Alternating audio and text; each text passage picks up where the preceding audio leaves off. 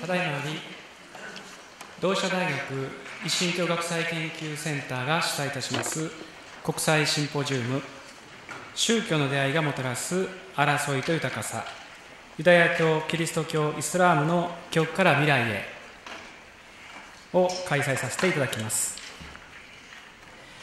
私は本日司会進行を務めさせていただきます同志社大学一神教学際研究センター長の小原克弘と申します。よろしくお願いいたします。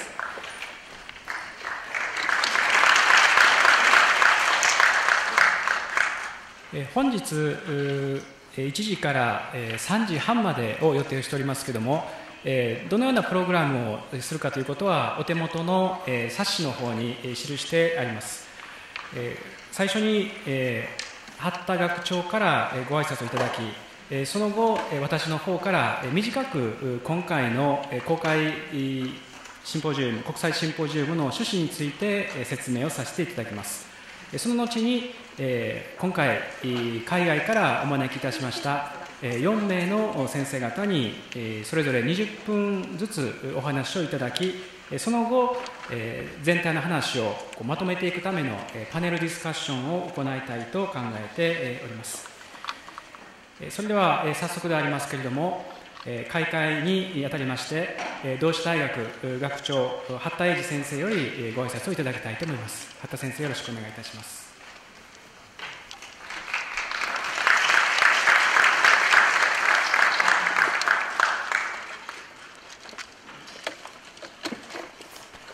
こんにちは。同志社大学学長の八田でございます。本日は同志社大学一神教学際研究センターが主催するこの国際シンポジウムにご来場いただき誠にありがとうございます。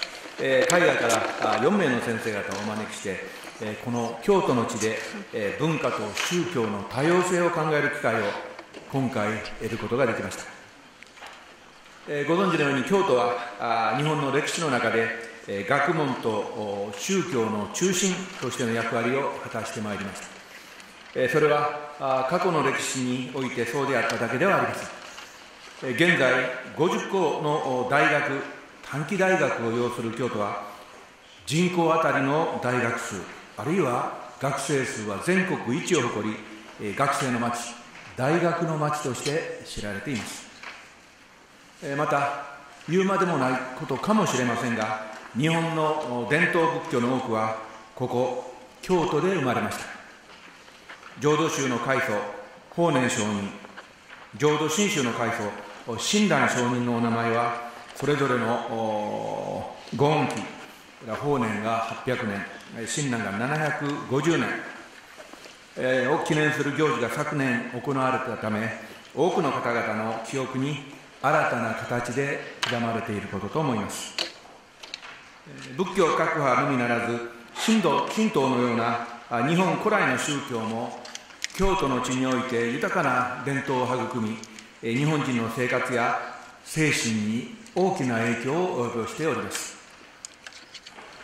このような宗教都市京都に同志社大学の前身でございます同志社英学校は1875年新島城によって設立をされました。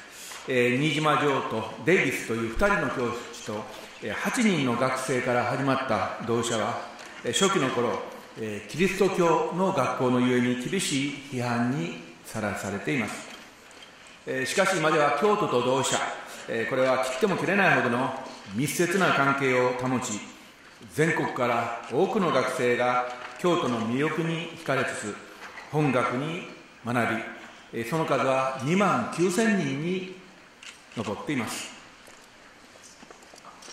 同志社大学はキリスト教主義、自由主義、国際主義を見学の精神として掲げています。いずれも本学の大事な柱ですが、特に国際主義につきまして一言述べさせていただきたいと思います。近年大学の国際化を図るいわゆる国際化拠点整備事業、グローバル30と呼ばれております。これに文部科学省に同志社大学が採択されたこともあり、グローバル社会における本学の位置づけを根本的に見直してまいりました。海外からの留学生の受け入れ数を増やすだけではなくて、海外へ派遣する学生の数も大いに増加させ、国際社会に通用する人物の育成を目指しております。ちなみに一応2020年には1年間で3500名の留学生を受け入れ、1200人の本学の学生を海外に送り出すということを文部科学省との約束ということにしております。国際主義を本格的に展開していくためには、海外の優れた教育・研究機関との連携を欠かすことはできません。本学は創立者新島城よりプロテスタント・キリスト教の伝統を継承していますが、それを見学の精神としながら、同時に他の文化や宗教との積極的な交流を試みてまいりました。国際主義とはただ単に外国で生活をする、外国の文化や学問を学ぶことだけではありません。まさに新島がそうであったように、国際社会と日本社会の架け橋となる人物の輩出を本学は目指しています。今年度本学の一神教学際研究センターは、日本学術振興会による頭脳循環を加速する若手研究者戦略的海外派遣プログラムに採択をされました。このようなチャンスを積極的に生かし、本学の見学の精神でございます国際主義を一層内実あるものにしていきたいと学長としては願っています。地に足のついた国際人となっていくためには、異なる文化に対する深い理解が必要です。本日のこの国際シンポジウムは、海外の教育研究機関との連携による異文化理解の試みと位置づけることができます。文化の収穫には宗教がございます。異なる宗教同士がどのように出会い、また今日どのような課題を抱えているのかを、本日の国際シンポジウムで学ぶことができればと願っています。こうした問題は決して一言ではありません。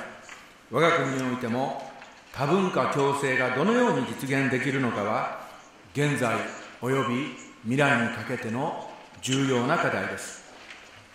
このような課題を意識しながら、同志社大学は教育と研究を通じて日本社会に、さらには国際社会に貢献できるよう、今後も鋭意努力を積み重ねていく所存です。本日は多数の皆様方、お足元の悪い中ご来場いただきまして誠にありがとうございます。私の開会の挨拶とさせていただきます。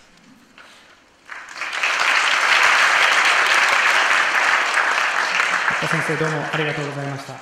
それでは次に、私の方から、趣旨の説明をさせていただきます。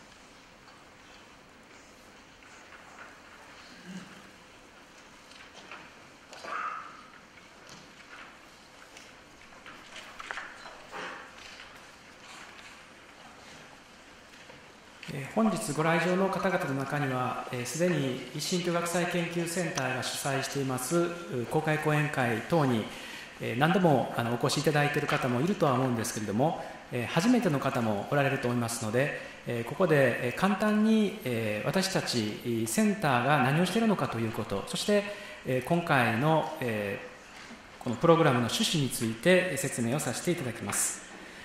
一神教学際研究センターはその名前の通りなんですけれども、一神教を学際的に研究することを目的としています。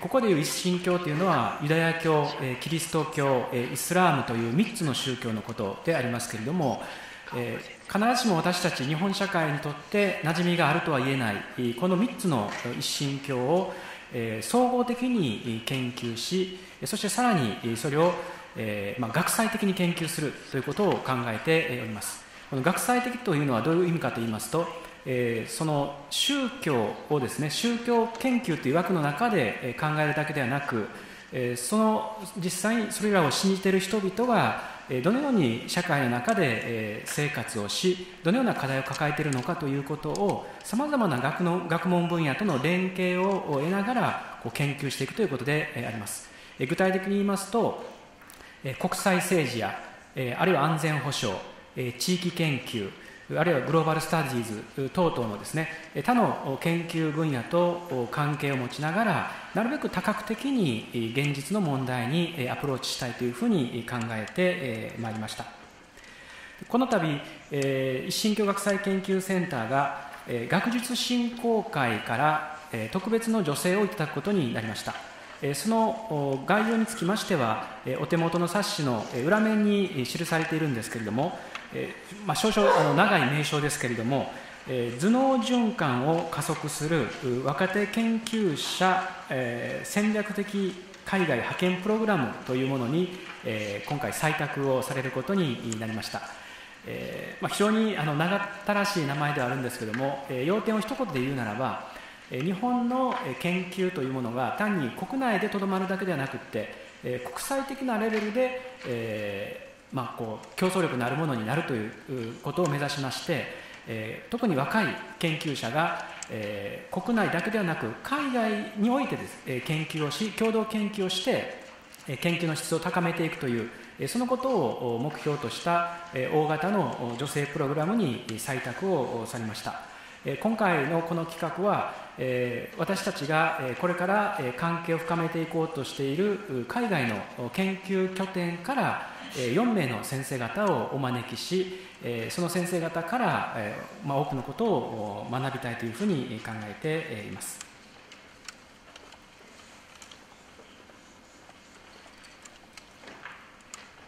で、このプログラムのキーワードになるものが多文化共生ということです。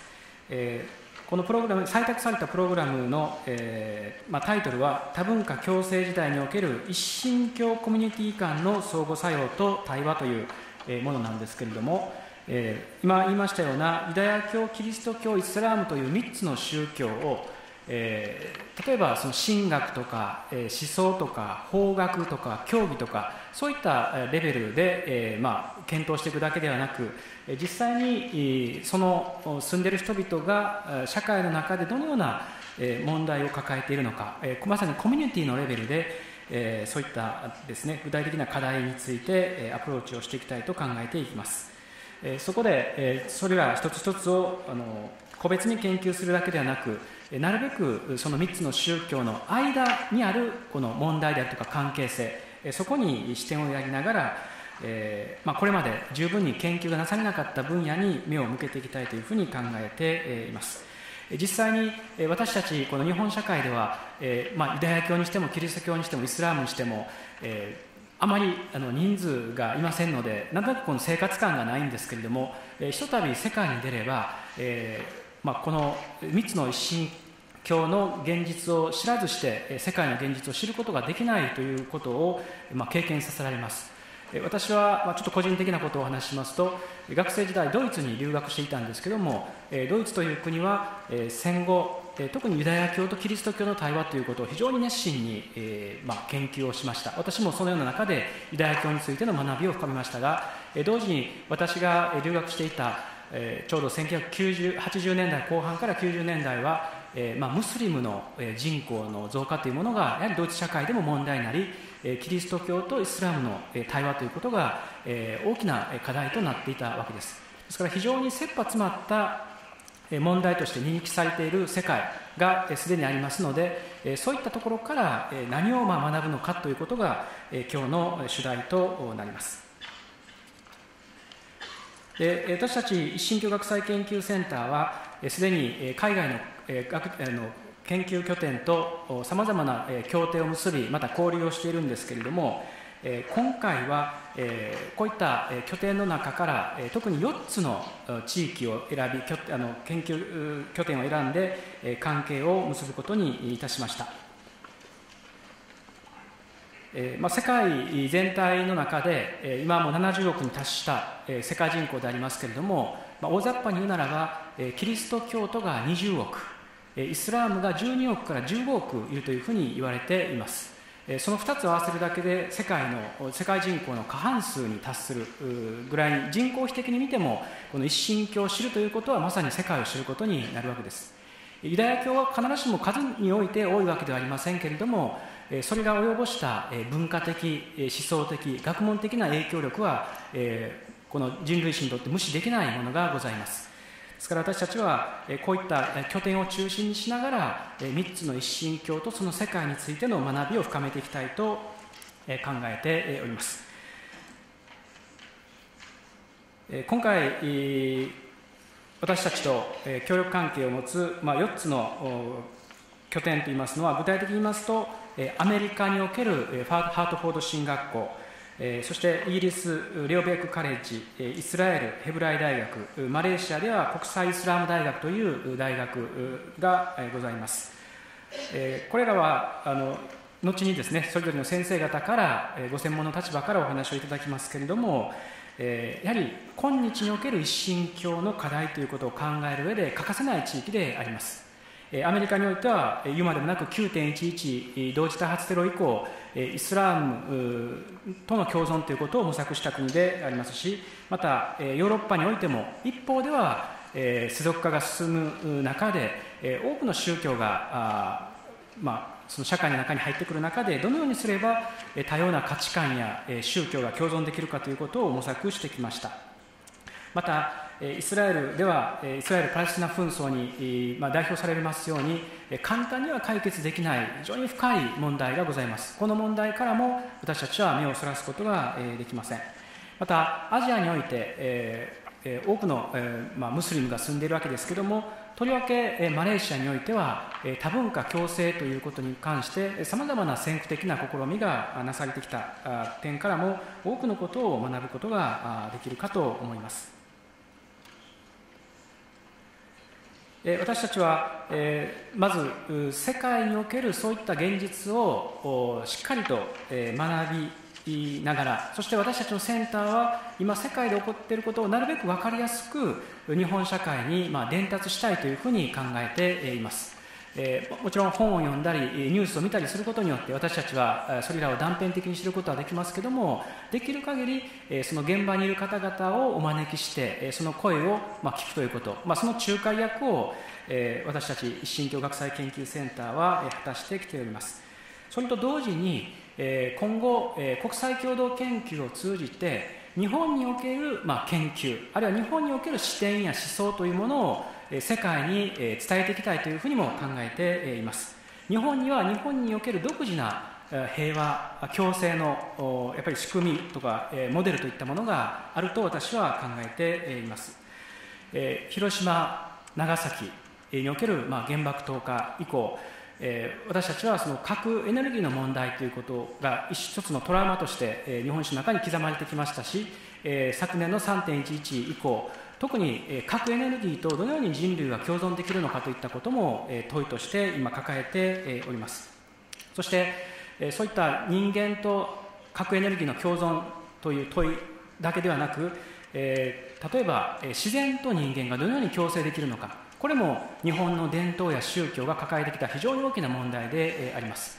自然環境を扱う、自然環境とどう向き合っていくかということについては国際的に有名な京都議定書、京都プロトコルというものがまさにこの場から生み出されてきたわけであります。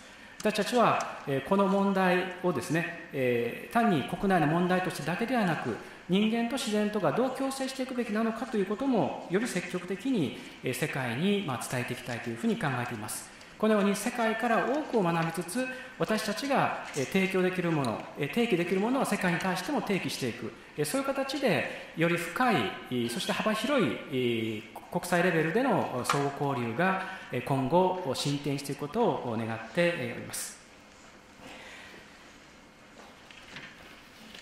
以上で私からの趣旨説明を終わらせていただきます。それではこれから4名の先生方にそれぞれお話をいただきます。まず最初にジョナサン・マゴネット先生からお話をいただきたいんですけれども、簡単にご紹介をさせていただきます。マゴネット先生はレオベックカレッジというイギリスにある大学の名誉教授であります。長らくレオベックカレッジで教鞭を取られました。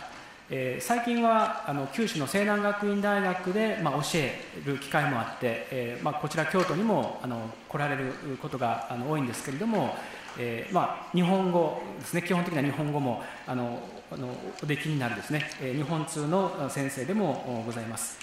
マゴネット先生は聖書を専門とされている先生なんですけれども、とりわけその聖書学の知識をベースにしながらユダヤ教とキリスト教の対話ということを思索し、また自ら実践されてきた方であります。そうした実践の試み、実践の経験の中から今日も私たちに貴重なご提言をいただけるのではないかというふうに思っております。それでは、マゴネット先生、よろしくお願いいたします。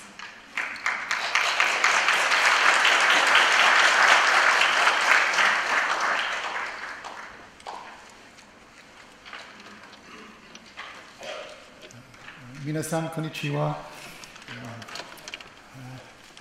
My Japanese is not that good, so I apologize. The title of this conference suggests that we look both backwards and forwards in considering the interreligious encounter. This led me to revisit my conventional assumptions about the relationships between the three monotheistic religions during the Middle Ages. As a Jew, I have inherited a particular perception of this past. The experience of Jews under Christianity in Europe has been largely characterized in negative terms. The immediate associations are of pariah status, expulsions, forced conversions, blood libels, and massacres. Moreover, the continued anti-Jewish teachings of the Church provided receptive ground for modern forms of anti-Semitism and ultimately the Nazi genocide which took place on European soil.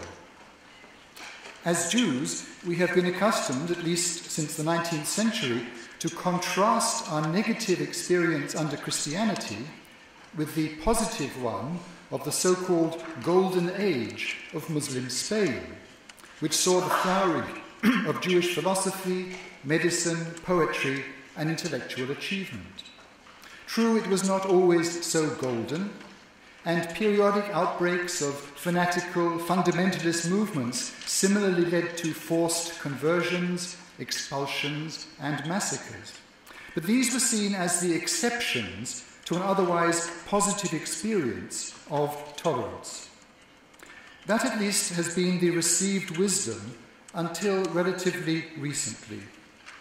In the field of scholarship, important questions have been raised about the concept of convivencia, living together, a term coined by the Iberian scholar Americo Castro in 1948 to represent the religious toleration for Jews and Christians living together under Islam in Andalusian Spain.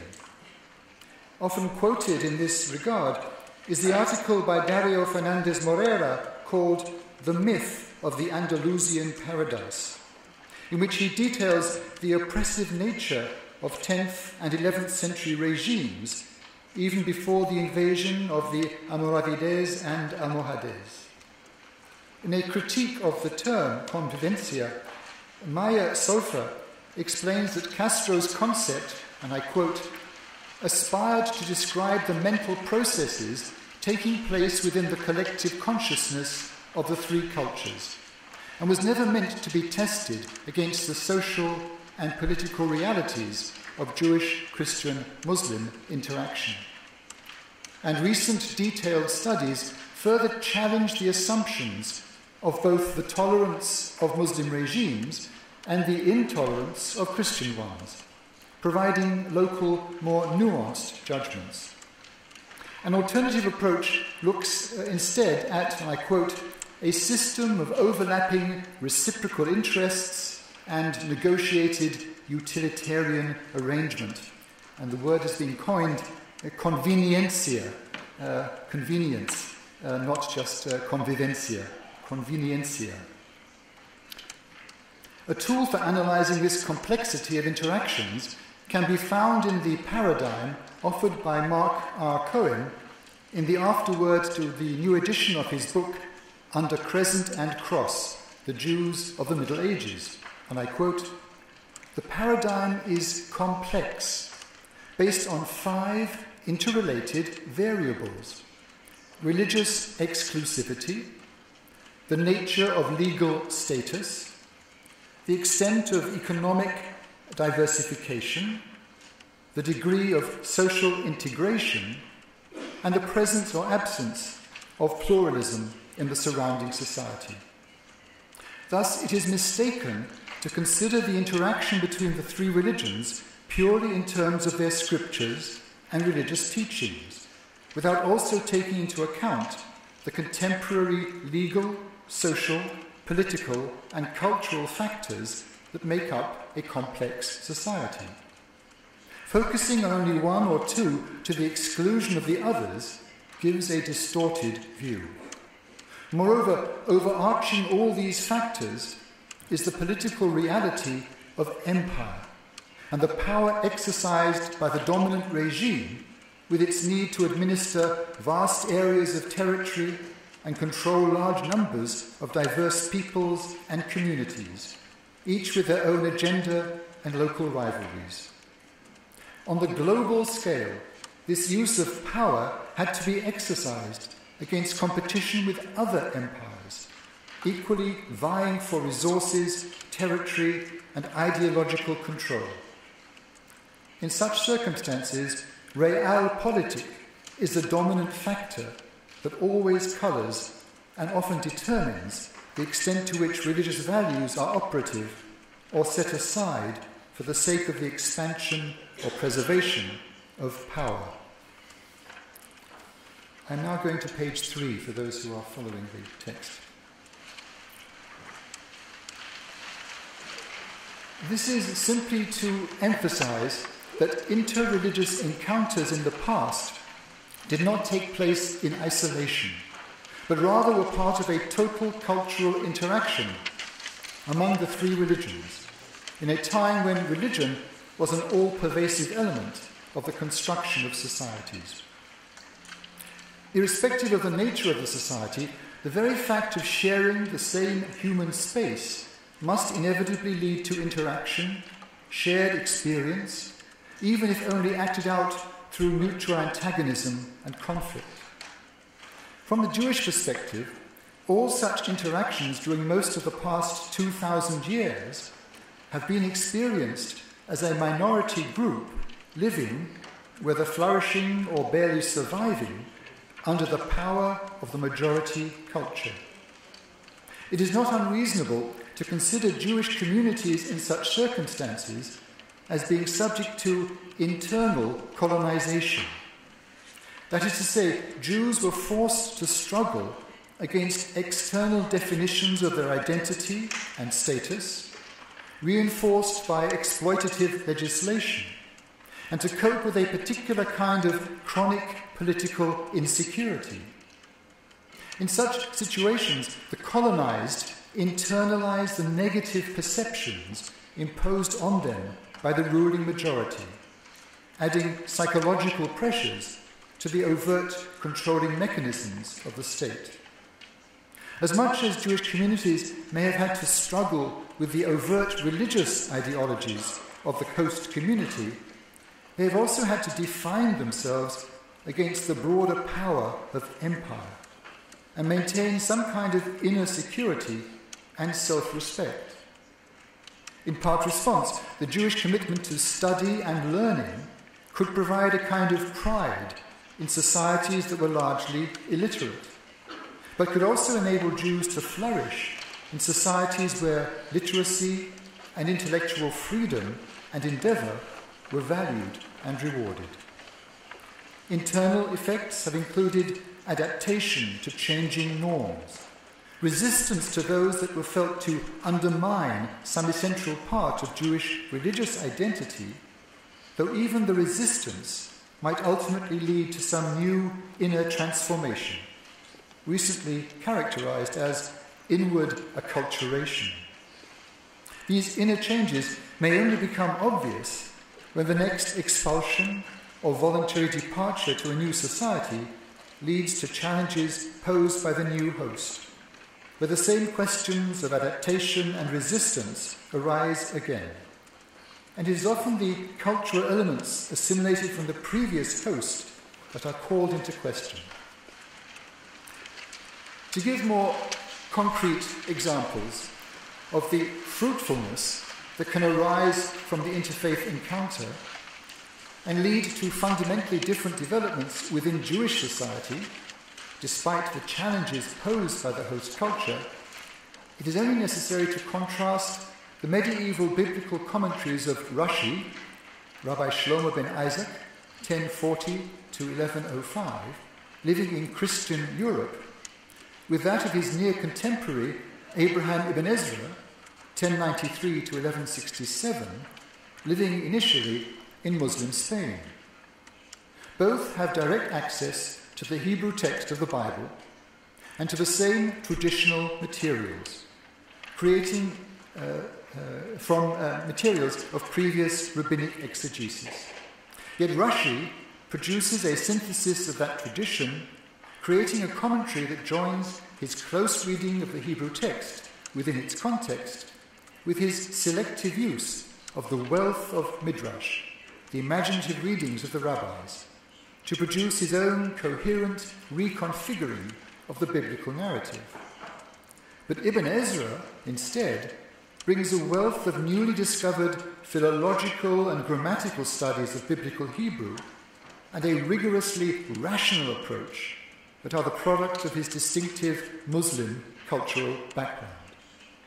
Both must have felt that they were simply applying the self-evident normative methods available to them in their particular time and place, so as to offer to their contemporary Jewish society what was needed for its own intellectual and spiritual health. Now, how these relationships and interactions are viewed at the time and retrospectively are ultimately a product of contemporary politics. Thus, today's re-evaluation of convivencia is a product of a number of different forces, some dictated by developments in academic perspectives themselves not above political considerations, and others by brutal political realities. Thus, from a Jewish perspective, the creation of the State of Israel, the repeated wars and the ongoing Israel-Palestine conflict, its acting out within changes in different Arab and Muslim societies in their post-colonial development, the emergence of Islamism and Muslim anti-Semitism have led to a negative reappraisal of convivencia in some Jewish circles. Thus, for example, the dhimmi status that an earlier generation of scholars might have regarded as a legalized way of protecting the rights of Jewish and other minorities within Islamic society is now seen not as an example of tolerance, but rather as one of deliberate humiliation and persecution. And that same negative view can trace Muslim anti-Judaism to passages in the Quran and find in contemporary anti-Jewish, alongside more familiar anti-Zionist rhetoric, an unbroken tradition of hatred that must be exposed and combated. Yet a different reading, equally political in its conscious liberalism, can still recognize in the Golden Age, even critically re-evaluated, a remarkable shared flourishing that offers some kind of hope for the future. All of which is to state the obvious, that the past offers options but no clue as to what the future may hold, since such extremes of interpretation colour what we attempt to do today. Now looking forward, at least two major differences separate us from that period of time. The first and most obvious is the impact of modernity itself. In the West, we live in secular, democratic societies, where to a large extent religion has been relegated to the private sphere of life.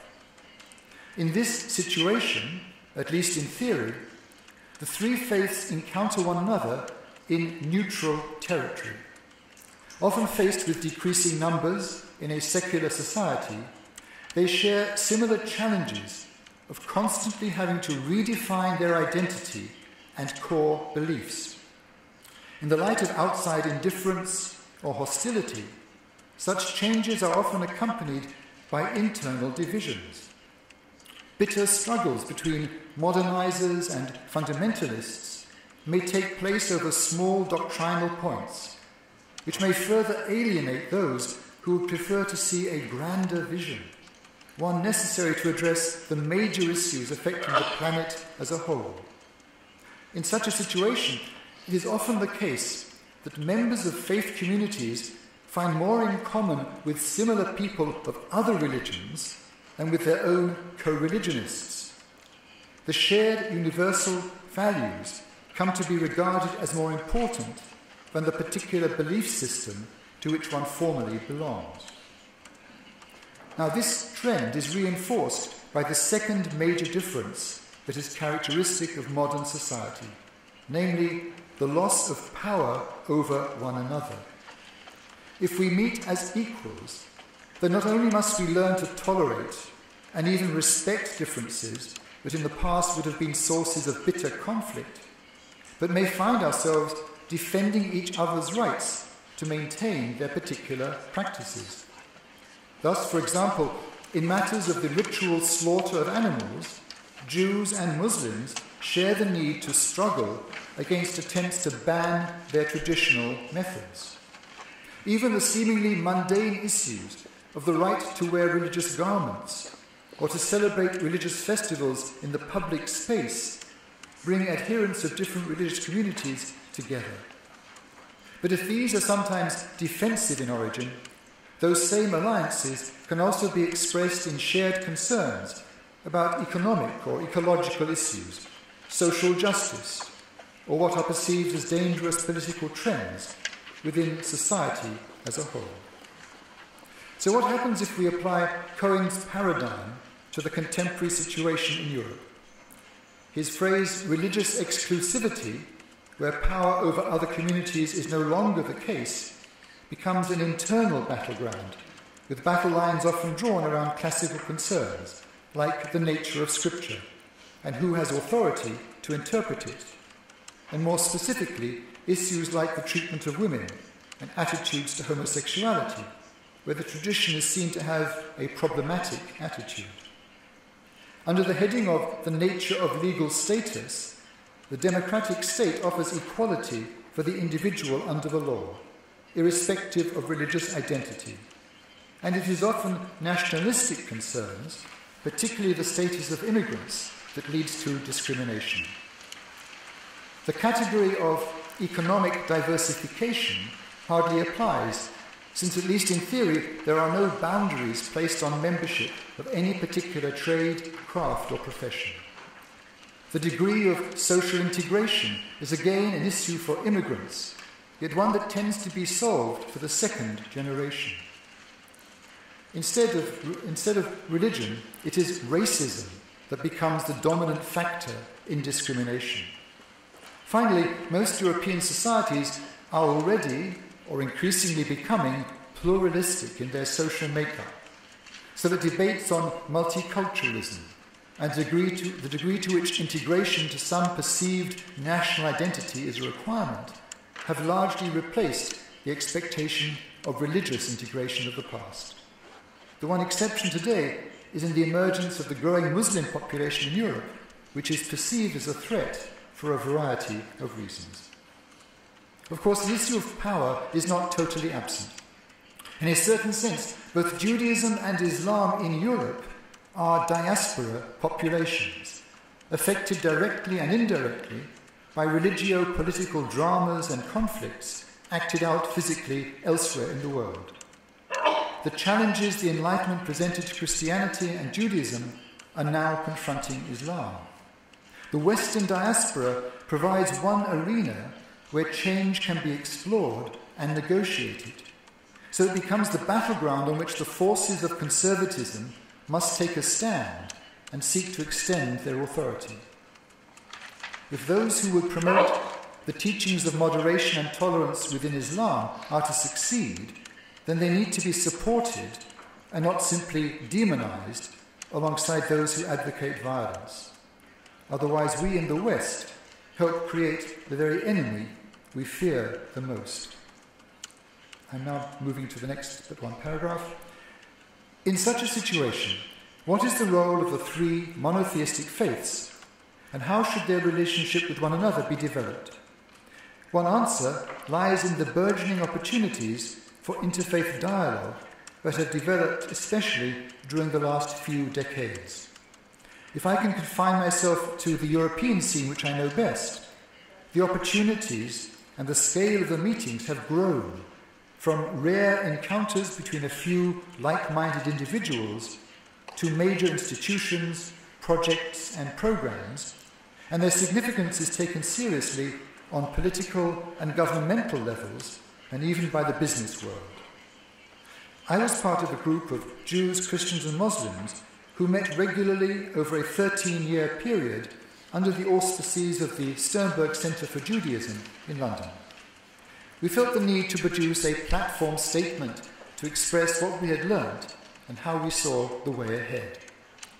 It is only a small example of what is in the air, but part of a shared commitment and concern. Perhaps influenced by the biblical prophetic tradition, we felt it necessary to begin with a confession of our respective failures and listed three unwelcome truths. One, at various times in history, relations between the three communities have been marred by discrimination and violence, and within each community, religion has also been a source of sectarian strife. Two, in Jewish, Christian and Muslim scriptures and tradition, one can find passages that have often been interpreted to support exclusive truth claims and a sense of superiority. Three, in practice, each faith has been notably self-centered and lacking in self-criticism, claiming for itself a superior position and a unique authority. Humility has often been notably lacking, and in its place, arrogance and triumphalism have been all too evident. The platform goes on to note the real dangers facing our world and the responsibility of the three faiths to seek a remedy. I quote, Jews, Christians and Muslims must not allow their religion to be abused in this way by exclusivist ideologues. We must make a stand together for peace, understanding, compassion and justice. We must welcome religious diversity and concede that no single religion can claim a monopoly of truth. We must each put our own house in order, recognizing what we have in common, accepting that our scriptures and histories are interconnected, and acknowledging our interdependence. Each faith has its contribution to make, both separately and together. Indeed, at this era in history, we need each other far more than in the past. And the future of our world demands that we teach to our communities the value and benefits of dialogue, cooperation, and interdependence. And this platform concludes, we can only achieve our shared vision of a repaired and transformed world by pooling the best of our respective teachings and talents in partnership and shared endeavour. Only full and effective partnership can end conflict and bring peace, with opportunities to ponder together the wonder of creation and the mystery of God. Thank you.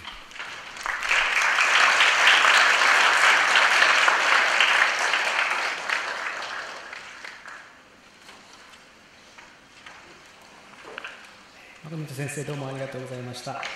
それでは、次に、ポール・アール・メンデス・フロール先生に、お話をいただきたいと思います。メンデス・フロール先生はエルサレムにあるヘブライ大学の名誉教授であります。そこで長く勤められた後、現在はシカゴ大学の神学部で教鞭を取られています。今回もシカゴからおいでくださいました。メンデス・フロール先生はユダヤ思想の専門家でありまして、その冊子のところにも書いてありますように、数々の著作を表されております。では、早速ですけども、メンデス・フロール先生にお話をいただきます。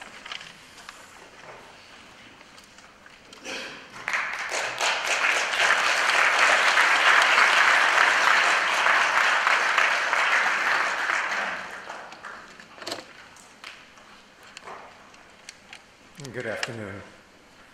I should like to thank the institution that has invited me, SISMOR and Dashisha University, for making possible my first visit to your beautiful country. I'm also grateful for the opportunity to learn of your wonderful work to promote interfaith understanding. I bring to you greetings from Jerusalem, the city of peace, which sadly is also the focus of interreligious conflict. Jerusalem thus symbolizes the theme of my lecture on the limitations and promise of interreligious dialogue. I have chosen as a motto to my lecture a statement by the German poet Goethe, in which he says, "To tolerate is to insult. Tolerance must only be preparatory to open the way to mutual acceptance. True liberalism is acknowledgement and understanding." In what might be regarded as a commentary on Goethe's sapient maxim, cited as I just did as the epigraph to this lecture, the Jewish philosopher Franz Rosenzweig exclaimed that the main thing is that we must prove ourselves. The test is still before us.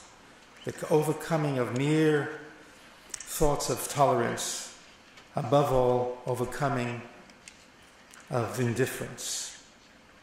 In the best liberal circles, marching under the banner of tolerance, now continue the quotes of Rosenzweig, the Christian ignored the Jew in order to tolerate him, and the Jew ignored the Christian in order to allow himself to be tolerated. This strategy of studious indifference attained its most pristine expression in the German poet and philosopher Gotthold Ephraim Lessing's didactic play, Nathan the Wise. Parable of Tolerance, this play, first performed in 1779, projects the difference between the bearers of the three monotheistic faiths to be irrelevant, of no consequence, because they are, despite their religious differences, first and foremost, human beings. As Nathan Lessing's wise Jew rhetorically asks, are Christian and Jew sooner Christian and Jew than man or human beings? Indeed, as Rosenzweig observed, Nathan is abstracted from his Judaism, as is Lessing's Muslim from Islam, and as is Christian from Christianity. They meet solely as fellow human beings. Their religious patrimony, grounded in the witness they bear to their respective faith communities, is accordingly treated as an encumbrance, or ultimately a trivial accident of birth. Hence, as Rosenzweig laconically observes, Lessing's Jew, Lessing's Christian, and Lessing's Muslim have no children. As pure human beings, they have no progeny, certainly no Jewish, Christian, or Muslim descendants. But surely believing Jews as Christians and Muslims, and for that matter, Buddhists, Hindus, or Navajo snake dancers, would protest that their humanity is refracted through their particularity and the particularity of their community of faith. Yet one must acknowledge that religious faith, especially of biblical or theistic inspiration, may engender intolerance. The claim to privileged knowledge often instills hubris and a contempt for other faiths. Indeed, historically, the liberal ethic of tolerance was born of a resolve to contain the fury and wrath aroused by conflicting religious claims. If tolerance courts indifference, let it be. For surely it is preferable to the scourge of religious intolerance.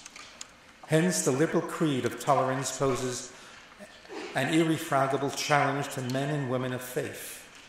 Can an abiding fidelity to the theological positions and values of one's religious community allow one to acknowledge other faith communities or commitments?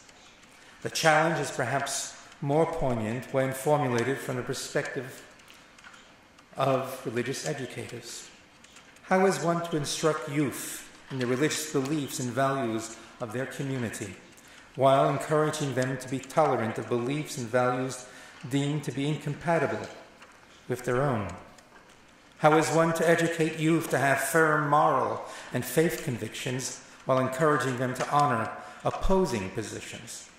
Surely this challenge would be banal were tolerance interpreted merely as a code of live and let live, or construed as a demand to dismiss difference between religions, to cite once again Nathan the Wise as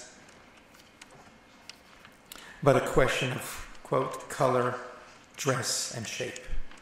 As one says in English, a mere sense of taste. The differences are not always superficial, however. There are often some very real and far-reaching theological and axiological differences that divide various faith communities. It is from this perspective that T.S. Eliot exclaimed, and I quote, "The Christian does not wish to be tolerated.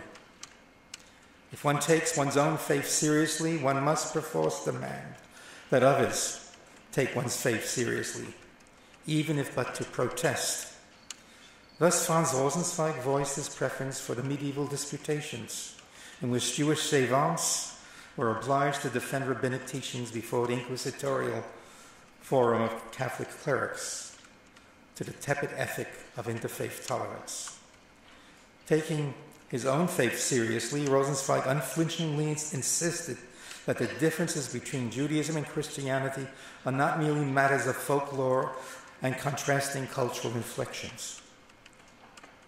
In a memorable essay on the phenomenology and dialectic of tolerance, the Catholic existentialist Gabriel Marcel posed the issue with particular acuity when he mused, and I quote, "Insofar as I consider the object of my faith sacred, does not this prevent me from taking any action which would confirm the disbeliever in his disbelief?" For a person of true religious faith who has internalized the liberal ethos, the challenge of interfaith reconciliation must then, perforce, be conceived in the spirit of Goethe's maxim. To tolerate is to insult, the German, dulden heißt beleidigen. To underscore his contention, Goethe ultimately interchanges the German term, tolerance, with the German term for sufferance, dulden. To suffer the other, although one may find the other's beliefs and values abhorrent, or at least contrary to one's own. True liberalism, Goethe insisted, must go beyond mere sufferance.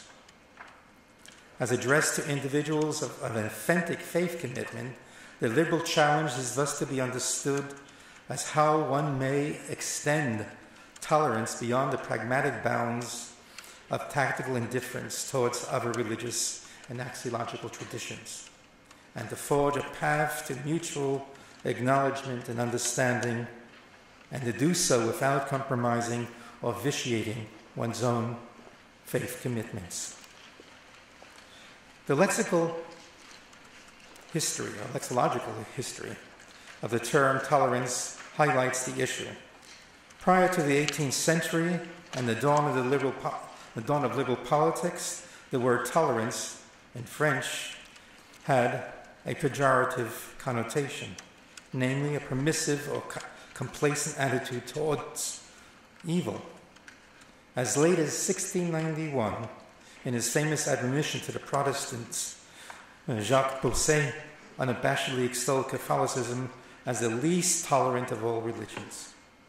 As a catechismic as a careless indulgence, tolerance was dismissed as a heresy. It is only with the emergence of the modern state as a fundamentally secular institution concerned preeminently with public tranquility as a condition necessary for collective prosperity that tolerance lost its pejorative or negative sting and became a civic and moral virtue. Whether it can also be a theological virtue is, of course, yet another question, and one that I would like now to address. Philosophically, tolerance is an elusive concept, fraught with logical paradoxes, if not downright antinomies. As are we to tolerate the intolerable?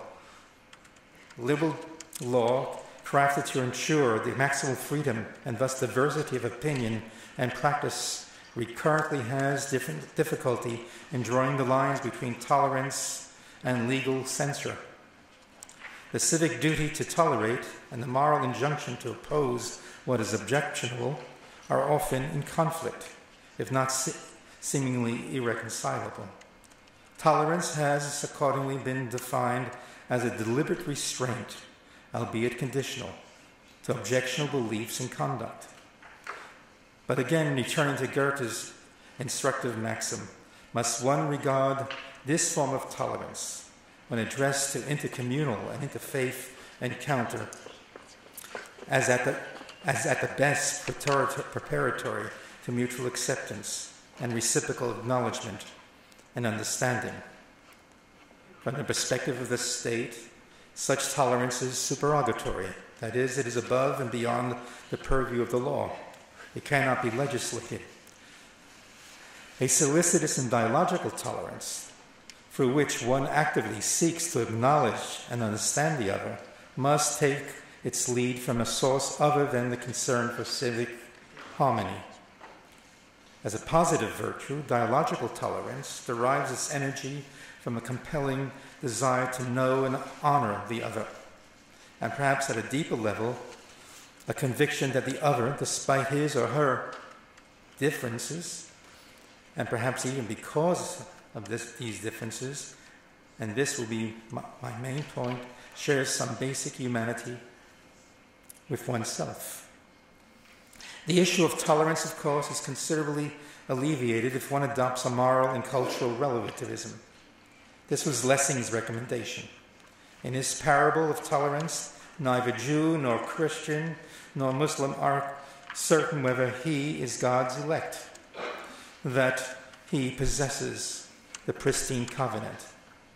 Bereft of such knowledge, Lessing's Jew, Christian, and Muslim are enjoined to humility, and thus to disregard the doctrinal and historical differences that divide them. In effect, to overcome the divide, Lessing sought to remove the differences by urging a self-critical agnosticism and an ethic of cultural relativism. If all is relative, religious and attendant cultural differences are not worth the fight. This attitude leads to what has been aptly called a skeptical pluralism, or an easy acceptance of the multiplicity of values and ways of life. This may also be characterized as a laissez-faire conception of tolerance. Live and let live. With the elimination, often but a dint of a shared decision for the sake of tolerance, of a clear ground of morality and religious conviction, one ethical system and set of beliefs are to be regarded as good as the next. As in the case of the well-meaning Lessing, this form of relativism is prompted not merely by pragmatic objectives of civic and intercommunal tranquility, but also by a genuine humanism. At the core of every culture and faith, the humanist holds is a shared humanity or even spiritual sensibility. Focusing on the essential humanity of the other allows one to dismiss that which is particular or as unessential. Indeed, extending tolerance to the Jew in the person of Nathan the Wise, Lessing abstracted him, as I noted, from his Judaism. He became what later Isaac Deutscher would call a non-Jewish Jew, It can be a non-Muslim Muslim or a non-Christian Christian. And to a lesser degree, Lessing did this with the Christian and Muslim protagonists of his play. What is tolerated as a human being lurking beneath the facade of a particular faith community.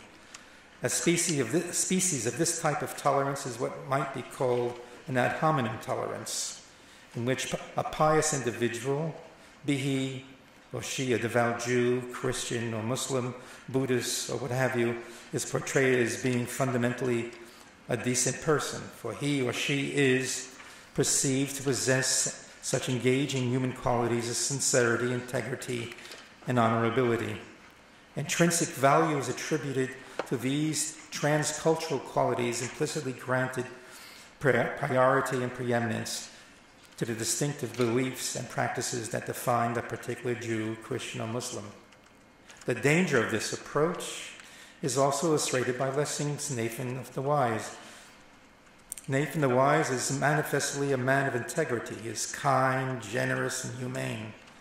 And Lessing parenthetically but tellingly sighs, if only all Jews were like dear Nathan.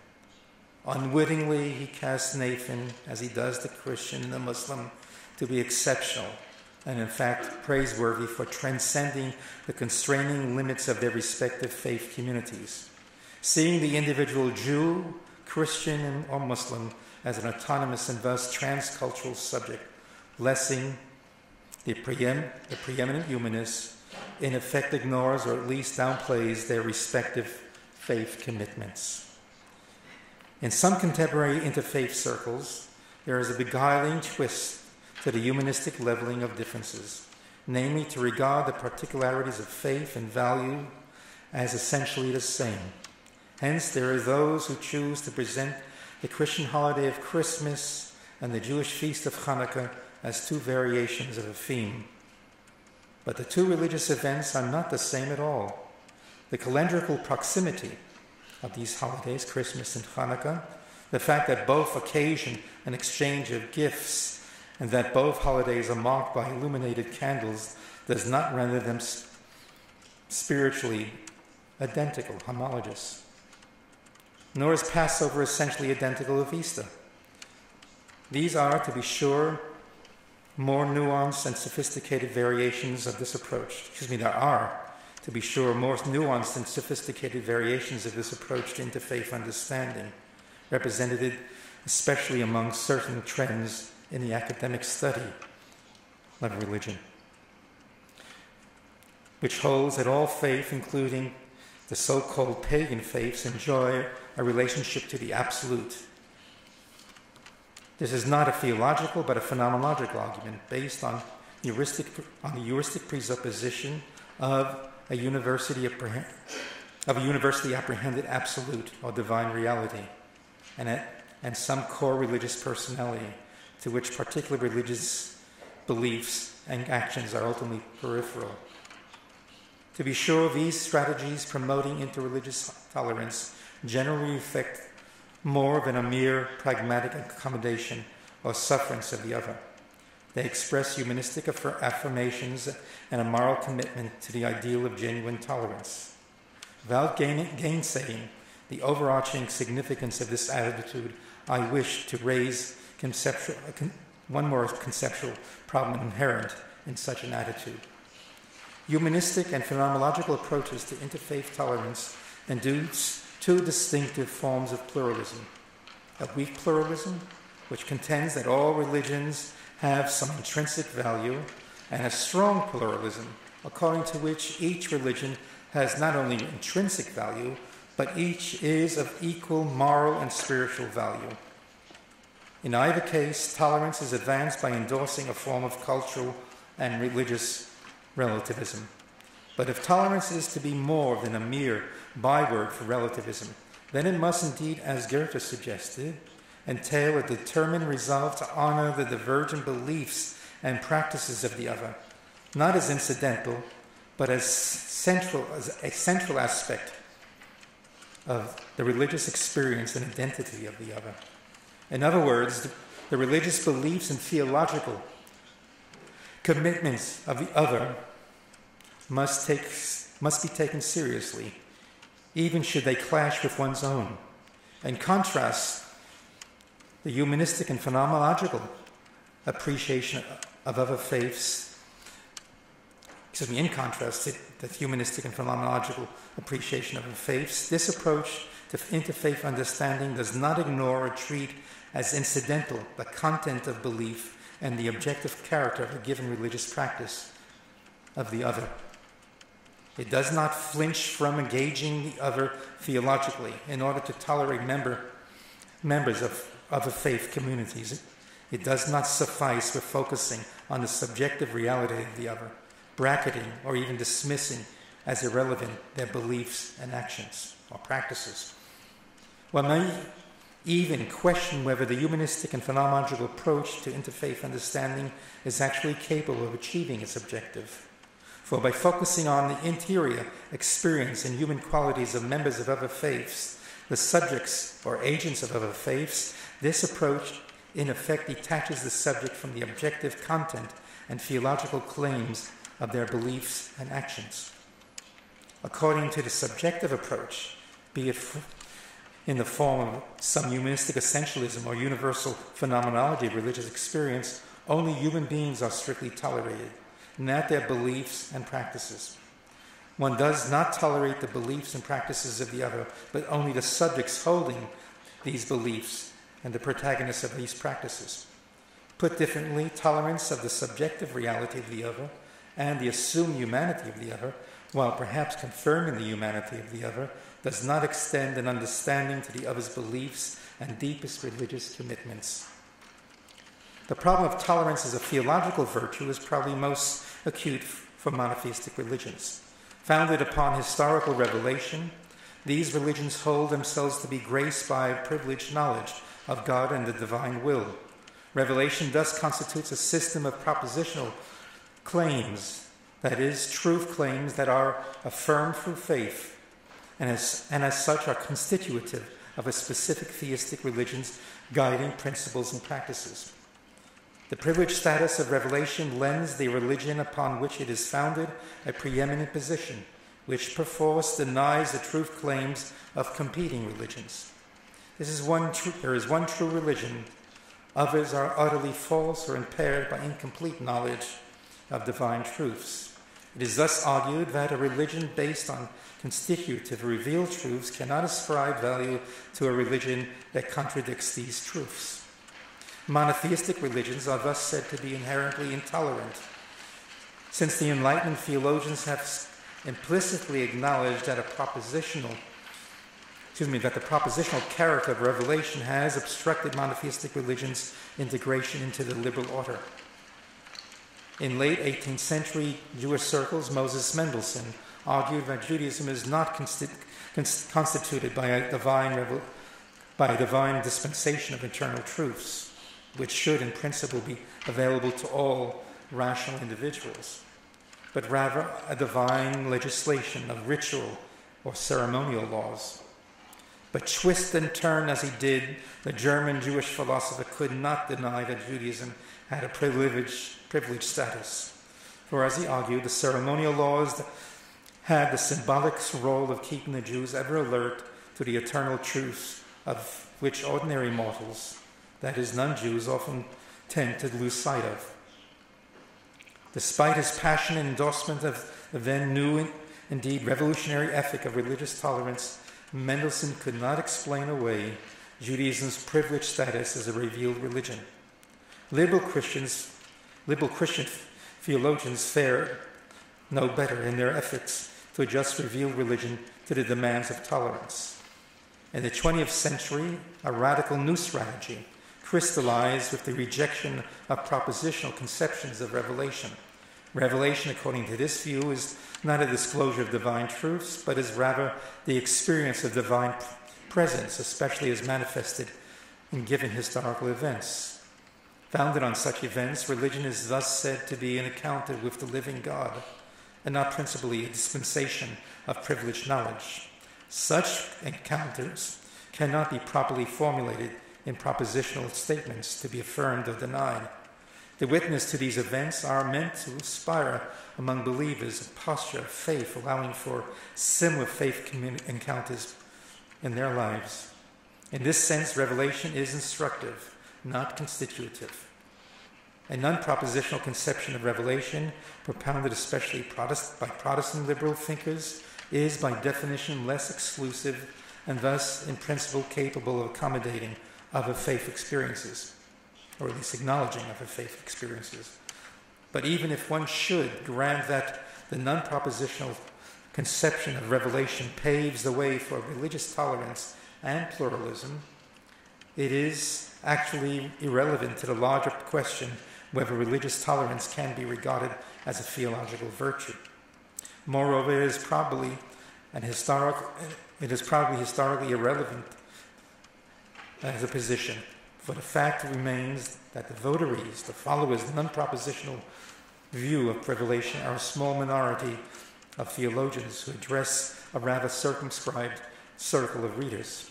The vast majority of believers still, at least formally, regard their respective theistic faith communities, to be based on privileged access to divine truths. There is yet another basic flaw in a non-propositional view of revelation. Eager to free monotheistic faith from what they regard to be the bane of exclusivity, the proponents of non-propositional view of revelation implicitly deny the faith reality of those for whom revealed truths are intrinsic, indeed, perhaps the constitutive aspect of that reality. Should interfaith understanding not be limited to post-traditional, perhaps secularized theologians representing various monotheistic faiths, it must also be forged between individuals for whom propositional revelation is deeply part of their faith experience. To be historically and socially significant, interfaith understanding cannot demand a theological shift to non-propositional conceptions of revelation. The reality is that there are those, perhaps the majority of believers, who are beholden to propositional conceptions of faith. That is a dispensation of truth. One cannot demand of the Christian to forfeit their conceptions of dogma as revealed truths mediating salvation, or even to claim that outside the church there is no salvation. Nor can one demand of the Muslim to yield certain notions of Islam, such as expressed in the Quran, Surah 3:18, and I quote, "The only true faith is Allah. The only true faith in Allah is Islam." Nor can one require the Jew to deny that the Torah, oral and written, was given at Sinai, and that God thereby established a special relationship with the children of Israel. We therefore return to our original question, slightly reformulated in light of my preceding reflections. Are monotheistic faiths, Judaism, Christianity, Islam, grounded as they are in historical revelation, embodying truths inherently incapable of genuine tolerance? Are monotheistic faiths constitutionally antagonistic to religious pluralism? A journal founded in Germany in the late 1920s adumbrated a strategy for interfaith dialogue that might not only provide an answer to our question, but also point to the possibility of regarding religious tolerance as a theological virtue. Appearing between 1926 and 1929, the journal, entitled in German Die Kreatur, was jointly edited by a Jew, a Protestant, and a Catholic. The journal sought to provide a forum for representatives of monotheistic religions to engage in a respectful dialogue that did not require the yielding of traditional faith positions.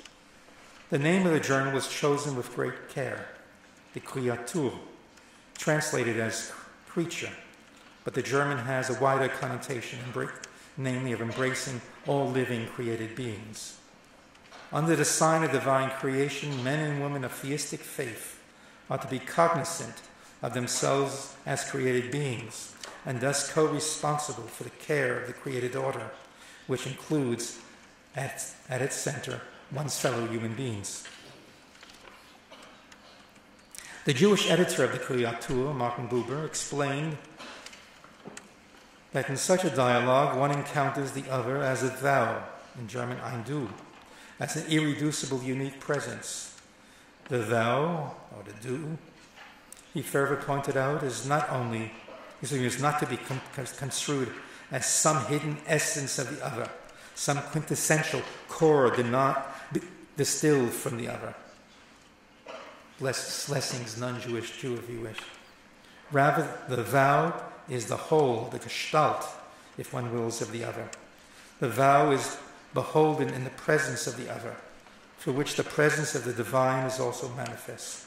The dialogue thus differs from humanism, which seeks to isolate and celebrate the common human essence of each of us. In contrast, dialogical tolerance discerns one's humanity or creatureliness in the particularity, as Emmanuel Levinas would put it, of the distinctive face of each human being, of each faith community. Hence, within the sphere of theistic faith, dialogical tolerance finds in the concept of creatureliness a theological ground analogous to the humanistic notions of our universal humanity. But creatureliness is not to be construed as a mere synonym or metaphor for the humanistic notion of common humanity. By virtue of a consciousness of one's creatureliness, one assumes a bond with other, or one's fellow human beings, other creatures, so to speak, or divinely graced creatures. One is thus bonded to the others not only by dint of a common anthropological feature, but also of a sense of shared origins, destiny, and responsibility before the transcendent source of life. Because dialogical tolerance secures the integrity of each participant in the ensuing dialogue, it need not, as is often feared by Orthodox custodians of the various monotheistic faith communities, be threatened, or need not threaten, the certainty of one's beliefs or commitment in the value of one's religious community. Open-mindedness and tolerance need not necessarily lead to a loosening of communal bonds and a weakening of cognitive attachments. Indeed, dialogical tolerance may be hailed as a theological virtue. Thank you.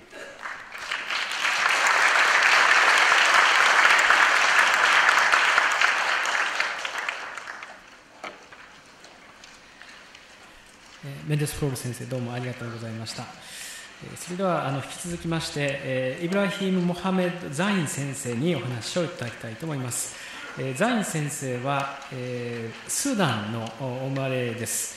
スーダンで、哲学の学位を取られた後、アメリカで学ばれ、そして1990年代にマレーシア国際イスラーム大学の先生として以降、今に至るまで教鞭を取られております。イスラームの基礎神学、そして比較宗教学をご専門とされております。ザイン先生も長らく宗教間対話のご経験をお持ちの先生です。それではザイン先生、よろしくお願いいたします。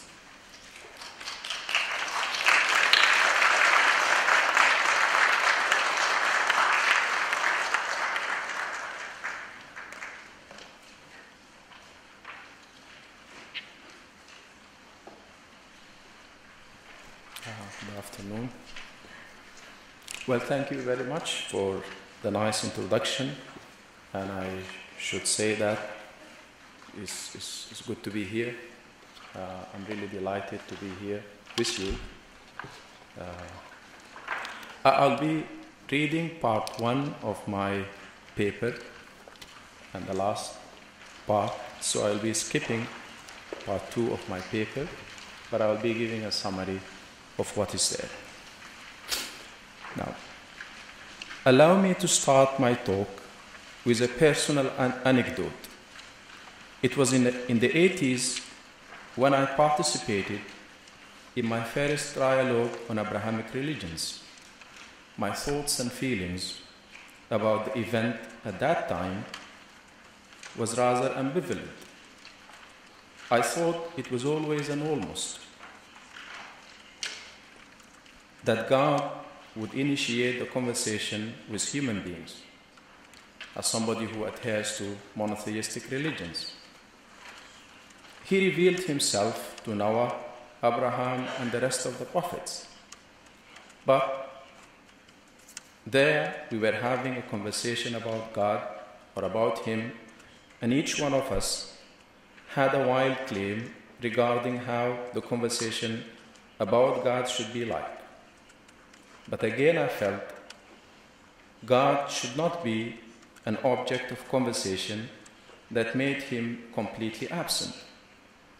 He is and was the one who started the conversation and would always have the power to end it at any time, and more to the point, the whole of humanity should listen to him.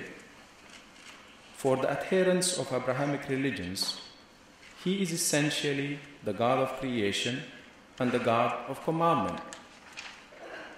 Therefore, a conversation about the God of Abraham would necessitate his presence in that conversation.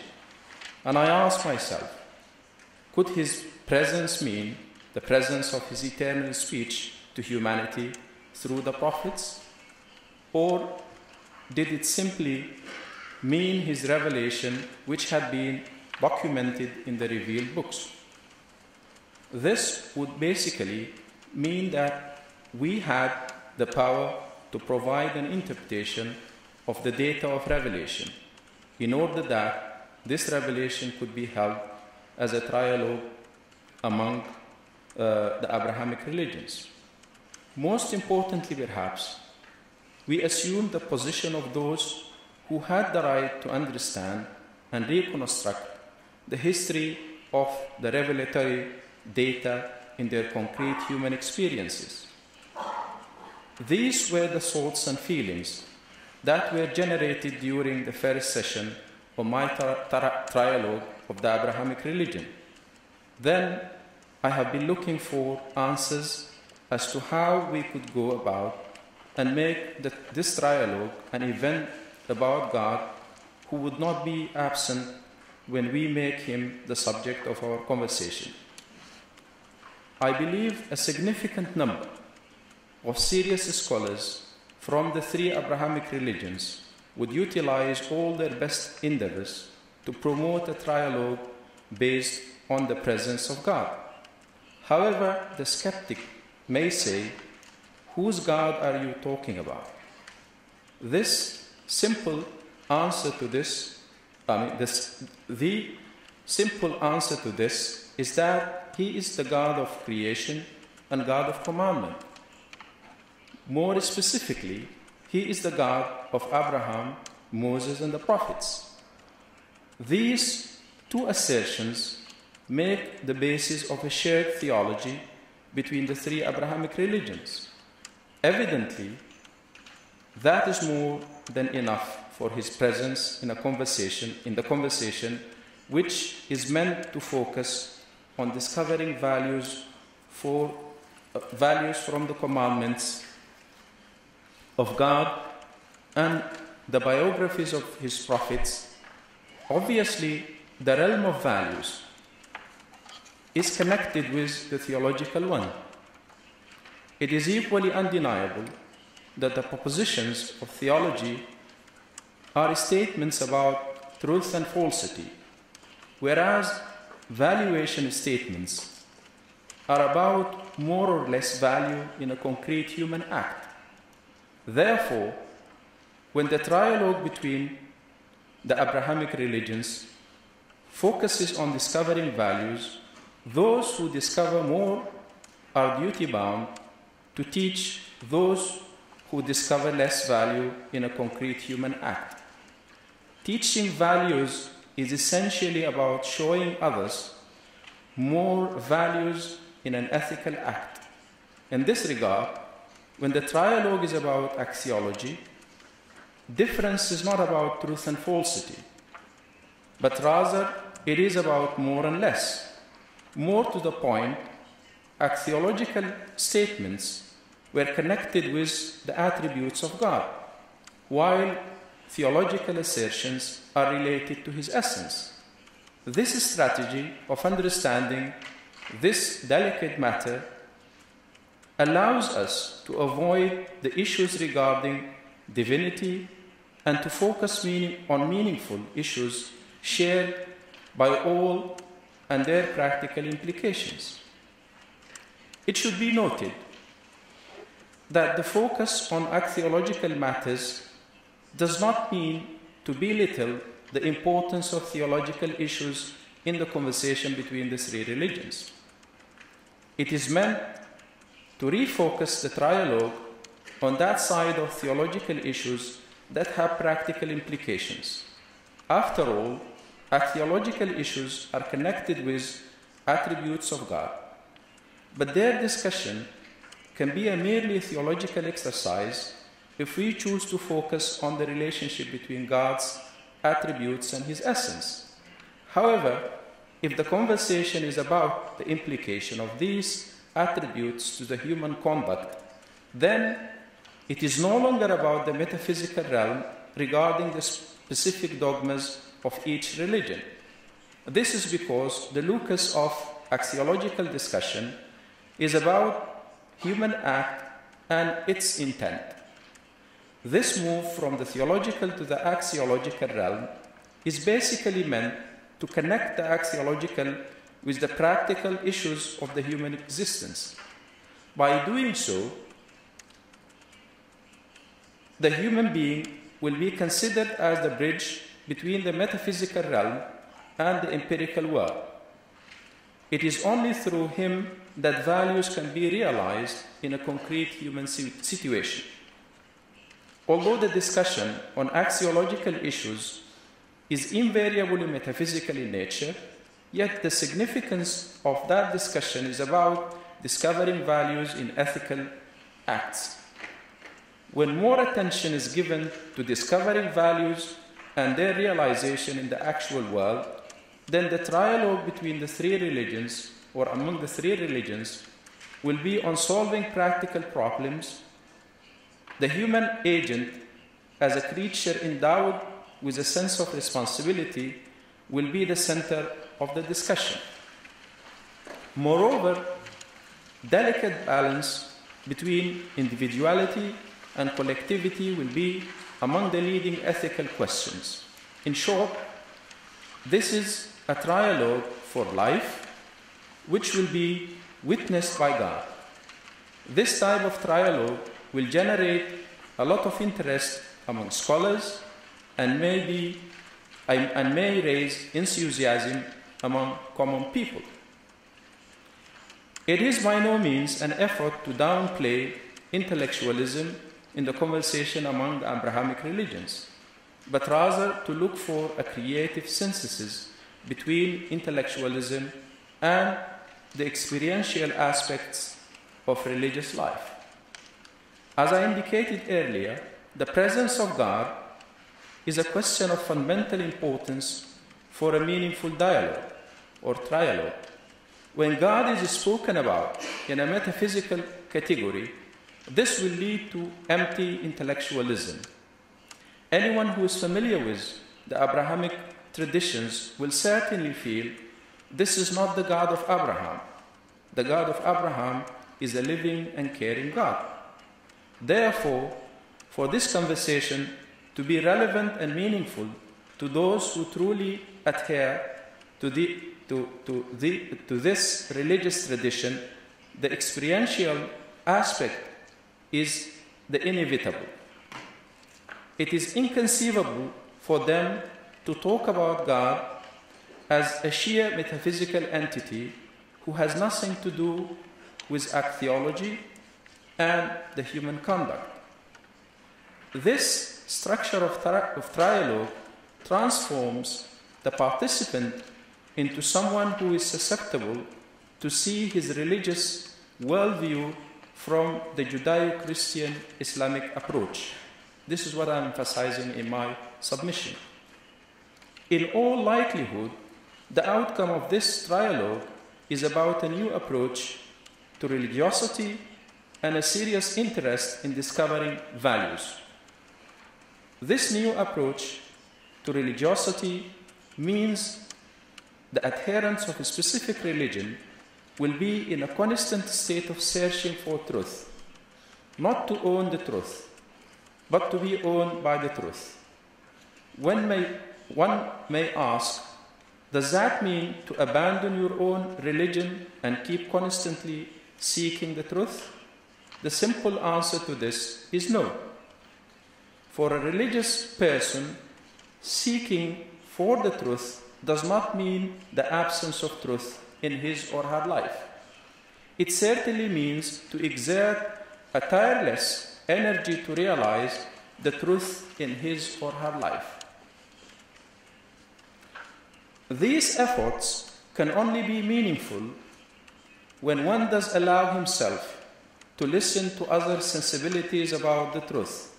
And this means, among other things, an openness to the truth and a high expectation from others in the dialogue to do likewise. This can be achieved only when there is a high level of trust among all partners and the understanding that this journey of constant effort for seeking the truth is the sole determinant of the quality of exchanging ideas among the three Abrahamic religions. It should be remarked that throughout history, the three Abrahamic religions continue to exchange ideas, patterns of thought, and institutional structures. However, through the dialogue, the exchange is meant to be more direct and meaningful. It can be argued that if the aim of the dialogue is not the conversion of an adherent of a specific religion into another one, then one will be curious to know what is the difference between this dialogue and idle talk. Once again, one can say that the dialogue is a new approach to religiosity within the Abrahamic religions. Its fundamental objective is the discovery and realization of values in the human actions. It may not be desirable to develop a set of principles that provide a framework for a universal theology that the three Abrahamic religions should adhere to as a starting point for the theological unity. Similarly, an effort to foster a transcendental unity of these three religions will be seen as a futile exercise. What is essentially needed from the dialogue is to respect the theological differences and, more to the point, to understand them. As a result of this approach, theological differences will maintain the identity of each religion, and it's equally important to emphasize the fact that the processes of discovering values will draw these religions closer to each other. Above all, the realization of these values in concrete human situations does not nullify the theological position. Rather, their acts will be inspired by their theological beliefs. This realization of values by the human agent in a concrete act and the theological dogma that directs it is only knowable to God. The human capacity can only judge the external aspects of human actions. Therefore, from the human perspective, the valuation of the act will depend on its external manifestation, whereas for God, the valuation includes both the external and the internal aspects of the act. Obviously, it may not be suitable to drag theological issues into concrete ethical choices. Even worse, when some of these theological issues are related to specific dogmas in one religion which are not shared by other religions. Understandably, the three Abrahamic religions share a great deal of historical narrative, and yet it is important to note that the theological interpretation of these historical narratives may in some cases fundamentally differ. This means the realm of silence on each religion will create a dividing space between these three religions, which is not going to be filled by anyone. These gaps are very important for the conversation to be meaningful and not to turn into a pattern of I and it. However, this view does not emphasize the importance of otherization at the moral level. Yet, an otherization at the theological level within the realm of silence is an inevitable act. In this regard, what is expected from the trialogue is to move from the crude pattern of I and it at the evaluational level to the pattern of we, the human beings, together are capable of discovering values. This is largely due to the irrelevance of theological issues to the concrete axiological realm. It is equally significant to see that the state of togetherness can only be achieved at the concrete valuational acts, whereas the state of otherization is encouraged by theological parameters. Now, I looked into three important documents to see how this approach of Judeo-Christian Islamic was reflected in these three historical documents. I looked into Moses bin Maimonides, and I looked into Martin Luther, his introduction of the translation of the Quran into Latin, and I finally looked into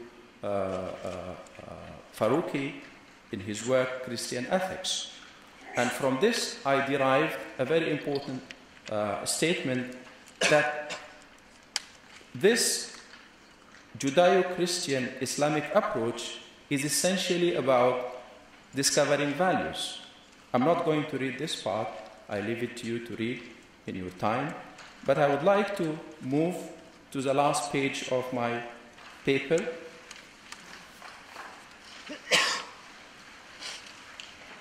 To the last part of my paper. I will summarize it because I'm running out of time. The last part of my paper, after I looked into these three important historical documents, the work of Maimonides, the Guide for the Perplexed, as well as the work of Martin Luther, in which he wrote a very important introduction to a translation of the Quran into Latin, and the type of comment and the types of sensibility he reflected in that document would enrich and inform us about this approach that I call the Judeo-Christian and Islamic approach to discovering values. And by the way, this approach is not meant that these three religions were gathered together or gang on one camp against others, but rather it is meant for the betterment of whole humanity. And this is embedded in the very essence of monotheistic worldview.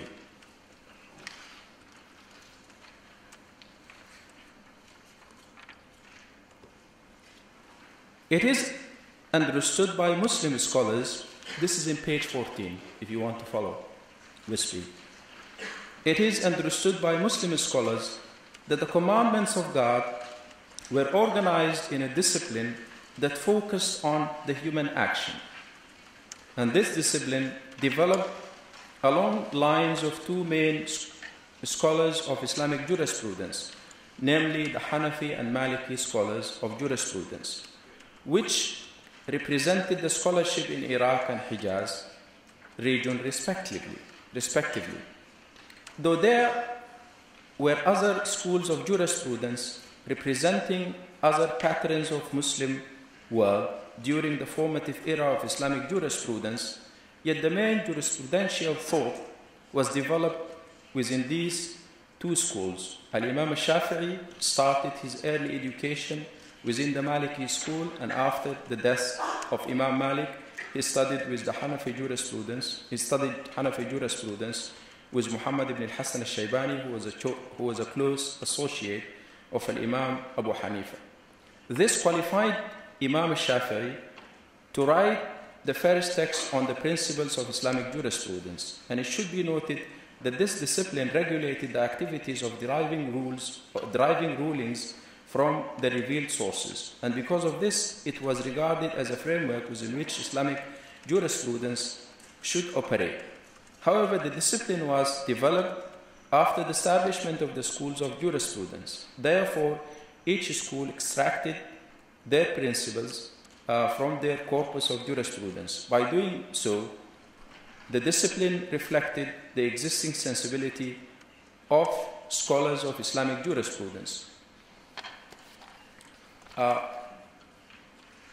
I would like just to summarize this, that by looking into Islamic jurisprudence, the principles of Islamic jurisprudence, and then moving to the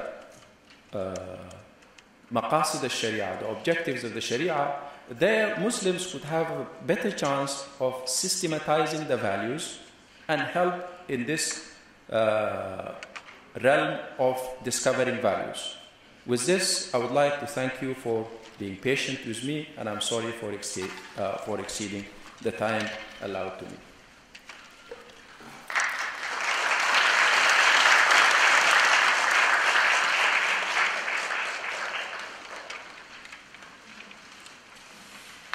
ザイン先生、ありがとうございました。それでは4番目、最後の講演者となりますけれども、ヤフヤー・ミショット先生にこれからお話をいただきます。ミショット先生は現在アメリカのコネティカット州にありますハートフォード進学校マクドナルドセンターで教鞭を取られております。ミショット先生はもともとベルギーでお生まれになりまして、その後1998年から2008年までオックスフォード大学でイスラム神学の講義を担当しておられました。この3年間はアメリカに移られ、そこで特にイスラームとキリスト教の関係についての研究をご専門にされてきています。特にこのハートフォード神学校のマクドナルドセンターというところはそのキリスト教とイスラームの対話を推進しているセンターとして非常に有名なところでもございます。そのセンターを代表いたしまして今日はミショット先生にお話をいただきます。ではよろしくお願いいたします。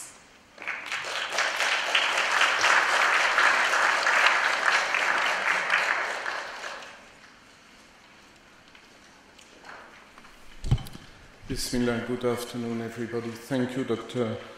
Kohara, thank you Doshisha University for this invitation, which is a privilege. For centuries,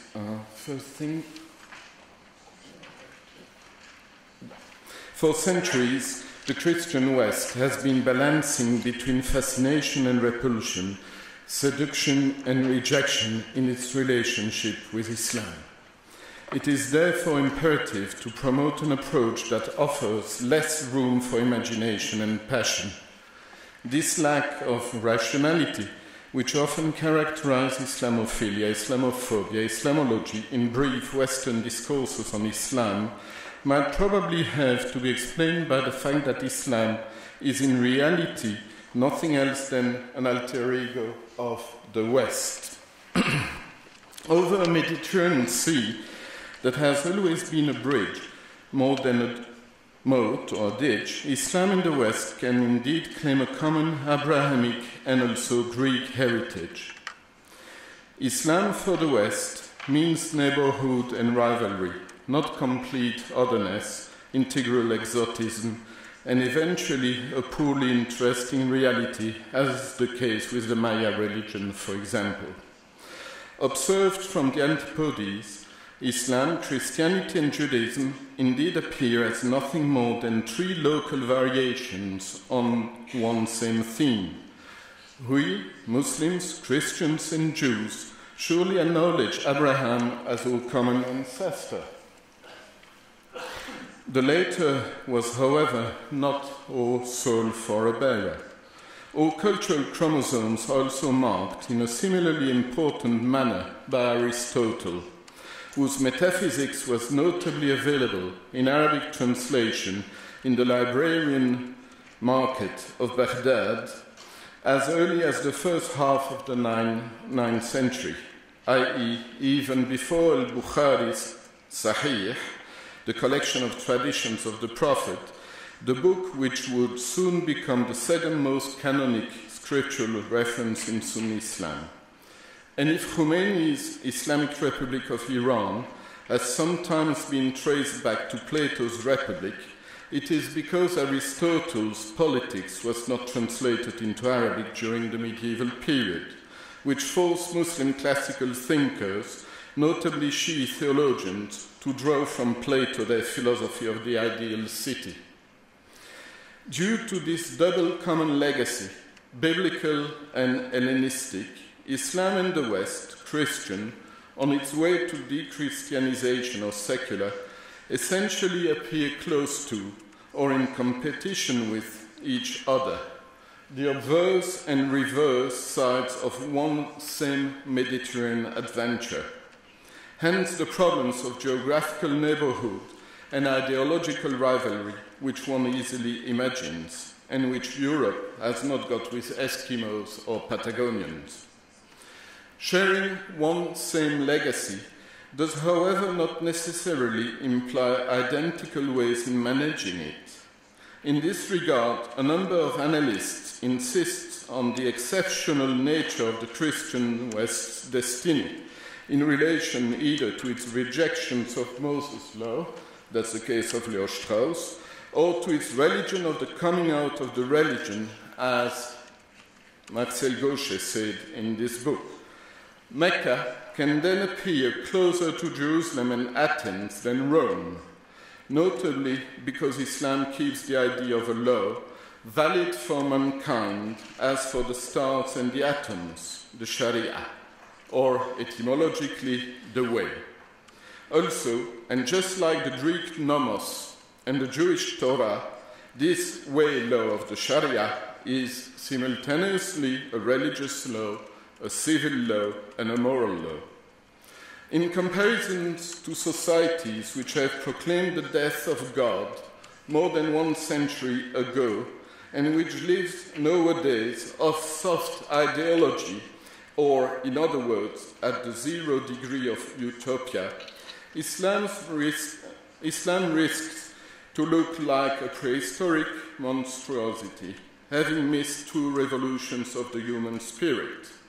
Hence an archaism, which Muslims are sometimes blamed for, but which they are proud of, as they find therein a proof of authenticity. Hence also their consciousness of the complete servitude of humans forever submitted to the way of God, as perfectly revealed in the Quran. The Cartesian cogito ergo sum, announcing the Nietzschean funeral, is one of the great moments of the double process of detranscendentalization of the divine and of divinization of man and woman that led the West towards its modernity. In this age of free choice, free thinking, free examination, etc., resulting from the transformation of every individual into a pole of reality, some are, however, tempted to wonder whether we are not witnessing the lethal ending of the degradation of man through disenchantment and disillusionment, rather than the sovereign reign of the spirit in the Hegelian sense. For Muslims, the apotheosis of the egos and the cult of reason, as promoted by the contemporary post-Christian West, manifests a dangerous unleashing of imagination.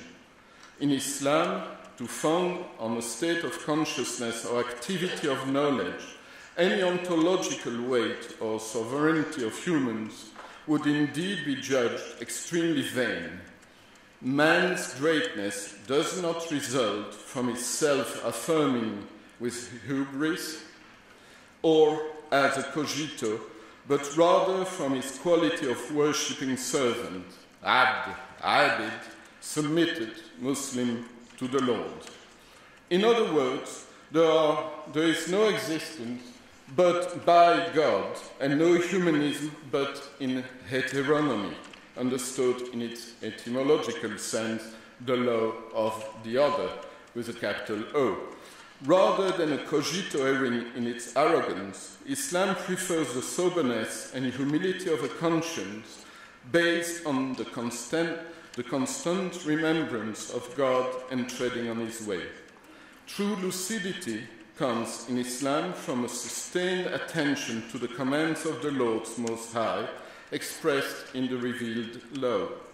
What opposes Islam and the West, this is within one same theological and philosophical problematic that has direct implications on defining the ways to organize the human community and the building of the city, a diversity in approaching the relationship between man and God, or, in other words, the ownership of the norm. The history of the West on its way towards de-Christianization is a history of progressive appropriation of the norm by human individuals that paradoxically began with, but logically and effectively resulted from, the Christian affirmation of the incarnation of the divine in man. On the contrary, the Islamic doctrines have no other purposes than the continual reaffirmation of the imprescriptible rights of transcendence on ethics. That said, for Islam as for the West, a relatively personal God, the human person, and a moral imperative remain compulsory parameters of every understanding of our reality and destiny, which is not a priori true for other societies on this planet. However, what about the essence of these laws and imperatives? In the Quran, it is Sharia min al-Amr, a way which is an imperative. According to one of the great classical Muslim theologians, the Syrian Ibn Taymiyyah, who died in 1328, the law is justice, and justice is the law. Al-Shar, al-Adl, wal-Adl, wal-Shar. First finality of the life of humans as of the life of the rest of creatures, the worshipping service of the Most High, ibadah, and that's why it's better to speak of Islam in Dutch than in English, because in Dutch you say godsdienst, the service of God, rather than religion.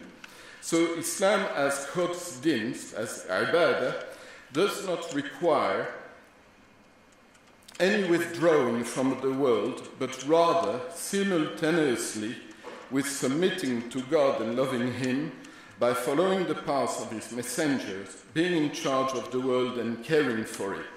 The children of Adam are indeed the caliphs of the omnipotent God, His deputies, His viceroys, as affirmed in the Quran. No. What does the effective implementation of this human caliphate through prophethood aim at, except the reign of justice? Some of the Quranic verses relating to adl, justice, and equity are worth quoting in this regard. And I drop one verse. You have here, "O you who believe, stand out firmly for equity as witnesses to God, even as against yourselves, or your parents, or your kin." And the second verse, "O you who believe, stand out firmly for God as witnesses to equity, and let not the hatred of others to you make you swerve to wrong and depart from justice. Be just," that is next to piety. In these two last verses, it cannot be by chance that the terms God and equity are interchangeable.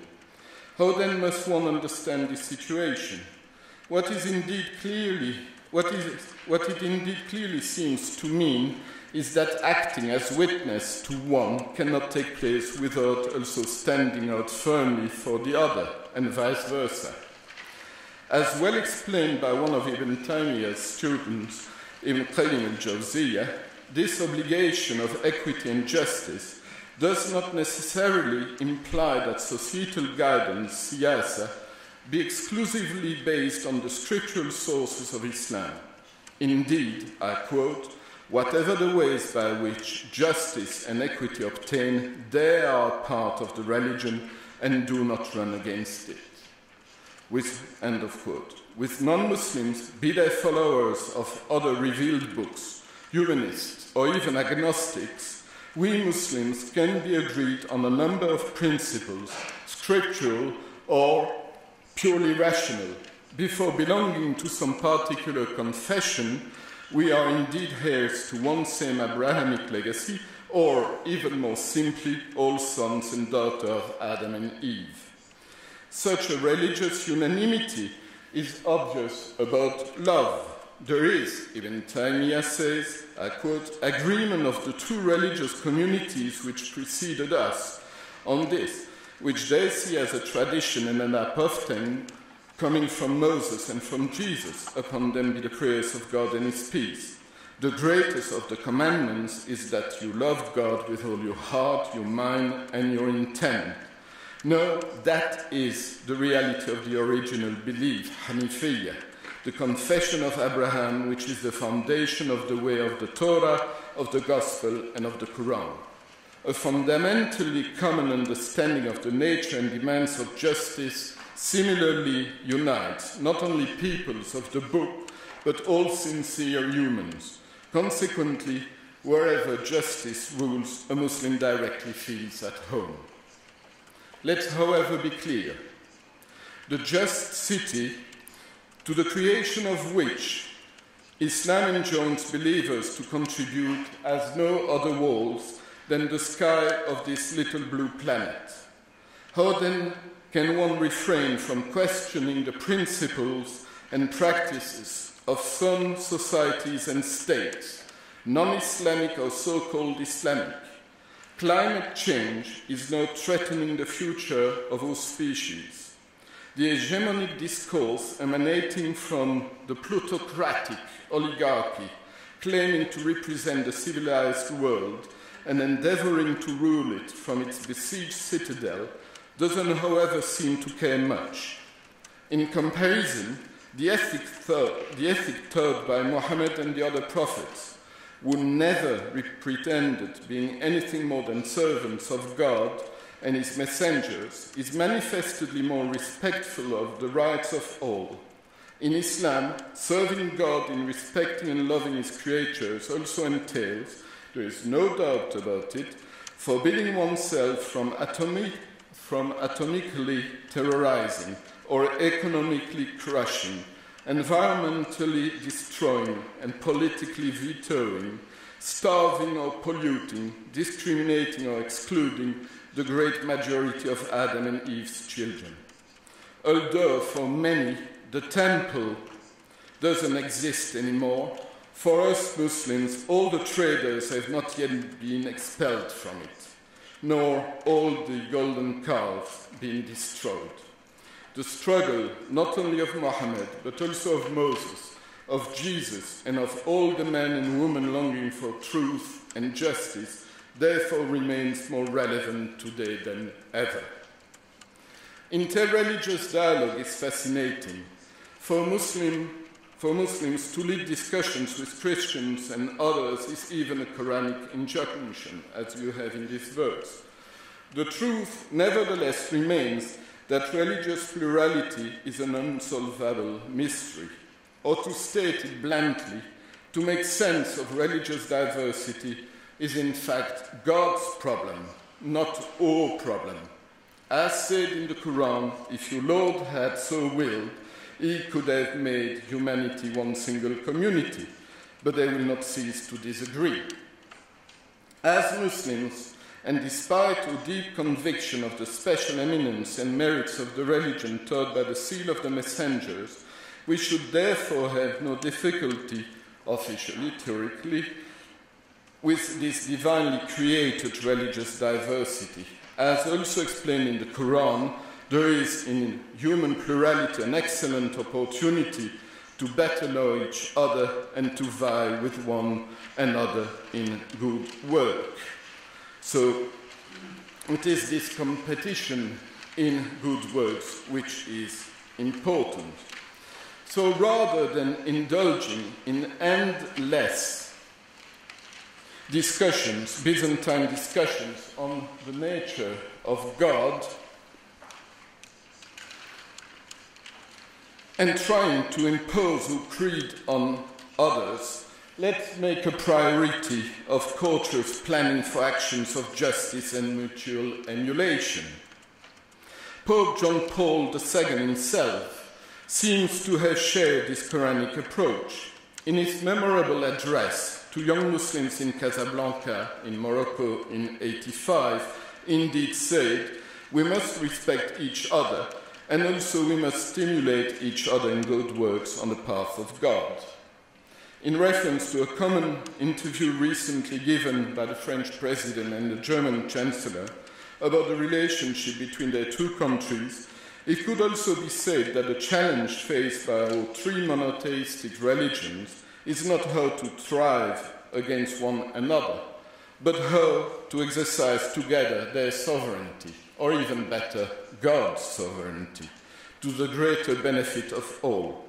At Heart Fort Seminary, the institution where I am employed as professor, Christians, Muslims, and Jews teach, study, work, and live together, and we believe that these forced contacts between such different personalities, rather than impoverishing their faith, enriches it.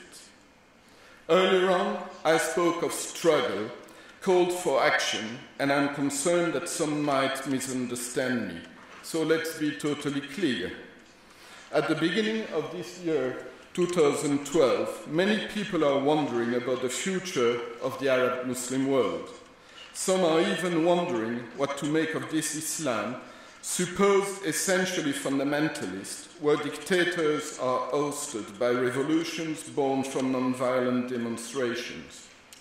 Sundry enlightened observers are already celebrating a new triumph of the West in the evaporation of jihad and Islamism, if not of Islam itself, in the bubbling of speech across the social media.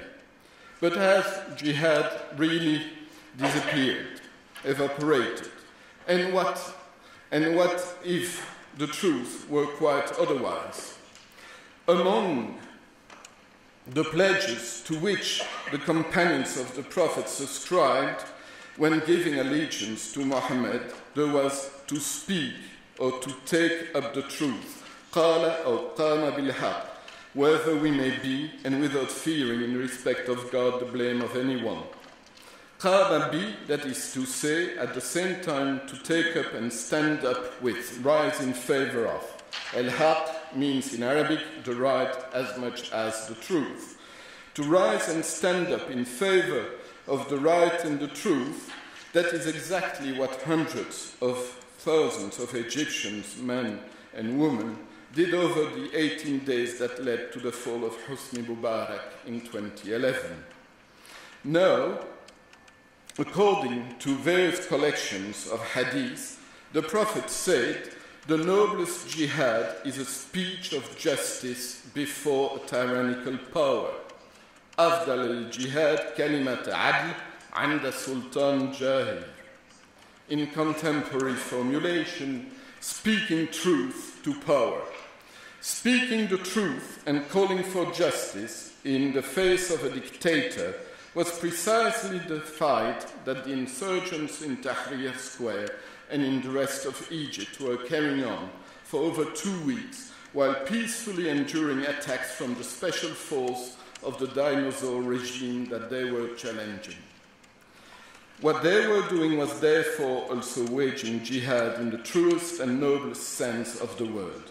Speaking the truth and calling for justice in the face of a dictator is moreover what is going on now in Syria. For all the believers loving freedom, is there really no obligation, and are there really no ways to develop a stronger interreligious support to such a noble jihad? A last remark to conclude. As minorities living in non-Muslim countries, we are sometimes accused of refusing to integrate. I alluded earlier to our difficulties with any proclamation of the death of God and human appropriations of the norm. I have moreover spoken of the religious obligation in which Muslims are to be involved in the society in which we live, and that society being non-Islamic does not abrogate such a duty, but the opposite. Let's indeed remember Joseph, the son of Jacob. As clearly stated in the Quran and explained by Ibn Taymiyyah and others, in a text which I have recently published, Joseph was not only named the head of the storehouses of the Pharaoh's land, but expressly as asked to be so. Ij'alni ala khazain al-ard, says the Quran. That is to say, Joseph spontaneously set himself to serve an unbelieving state, fully aware as he was, first, that the institutions of non-Islamic Egypt were not based on the tradition of the prophets and their justice, and secondly, that it would not be possible for him, the Muslim prophet, to implement all that he regarded as part of the religion of God.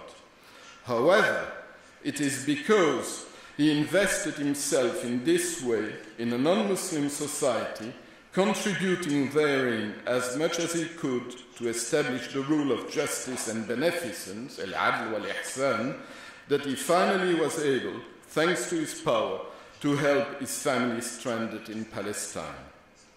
This call to open oneself to non-Muslims and actively participate in the society, to define the real religious priorities in a given environment with flexibility, beyond an absolutist fixation with prescriptions that risk becoming major obstacles, is fully faithful to the Quranic and prophetic ideals in its good sense, intelligence and pragmatism.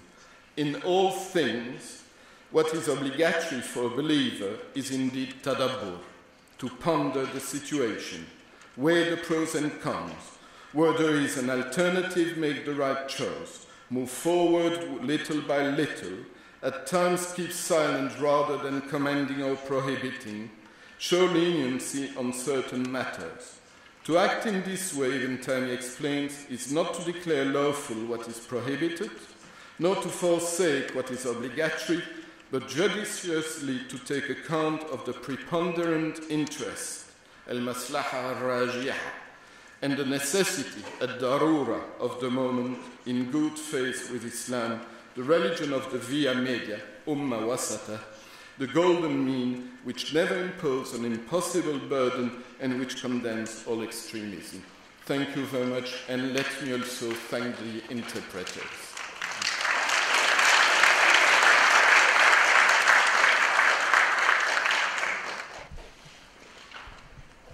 それでは、パネルディスカッションの部を始めたいと思います。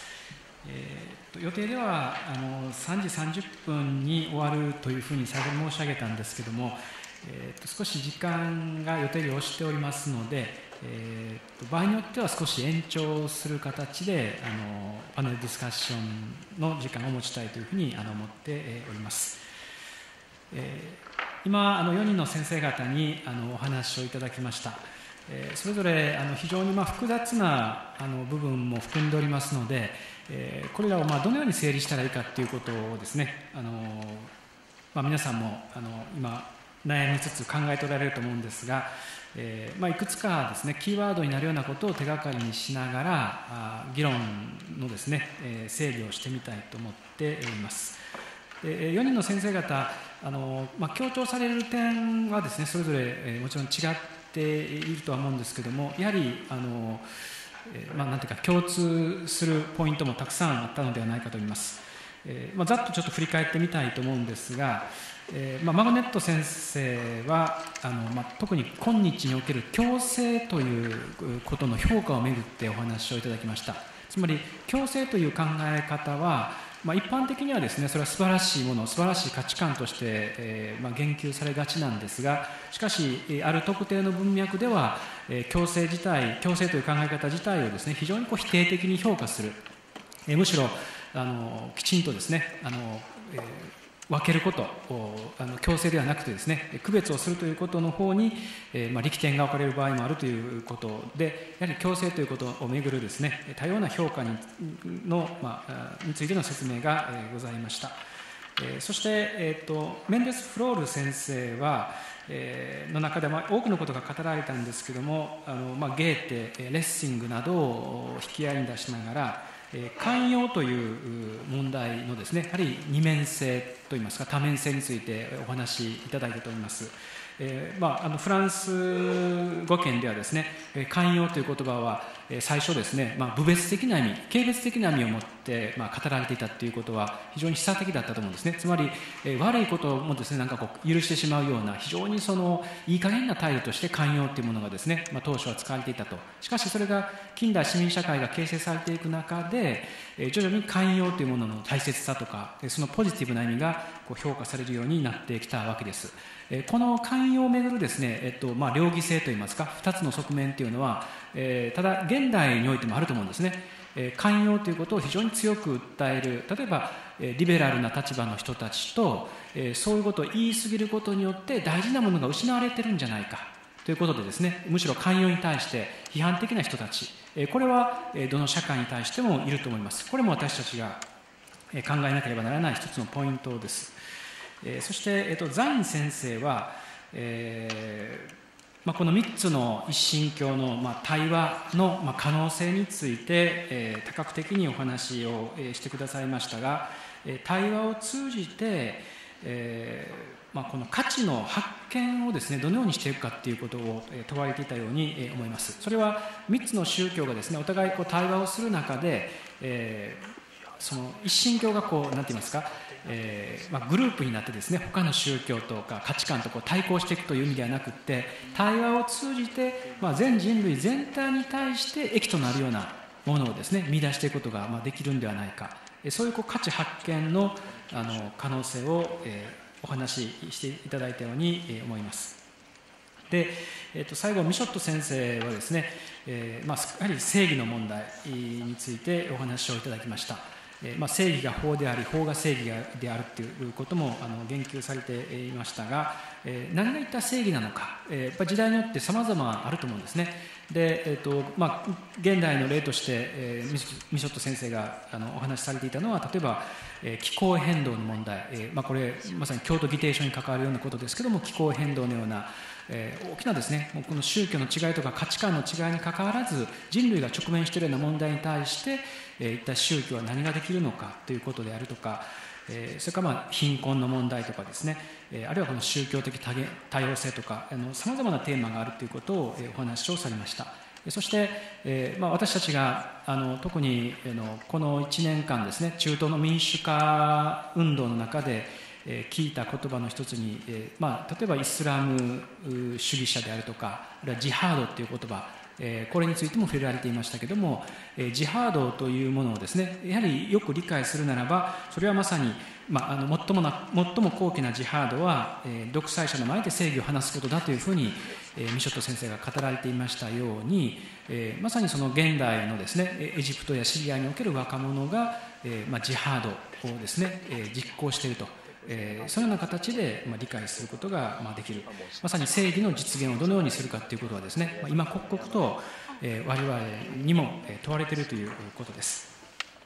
で、このような非常に幅広い議論を4名の先生方がしてくださったんですけれども、まずですね、これらの話をお互いに聞き合いながら、まずどのように思われたのかっていうですね、率直な感想といいますか、コメントを最初にですね、お一人ずつ短くいただきまして、そこからですね、共通の話題についてさらに議論を深めていきたいと思っています。それでは、そうですね、この順番でいきたいと思うんですけども、マゴネット先生、メンデス・フロール先生、ザイン先生、ミショット先生、この順番で、まず今ですね、それぞれの他の先生方の話を聞いた上で、何かコメントできること、あるいは自分自身のお話ししたことに対してさらに付け加えたい強調点、そういったことがあればですね、短く、そうですね、1分から、2分ぐらいで、お話しいただければと思います。それでは、マゴネット先生からよろしくお願いいたします。Thank you. There's an element which I think has been missing, which for me is a slightly strange one to introduce, but I think has to be addressed. Sometimes I like to use excerpts from film musicals to illustrate the relationship between the three faiths. And there is a Hollywood movie called Bandwagon, which I recommend to you thoroughly. It's great fun. And in it there is a song sung by the three principal performers called Triplets.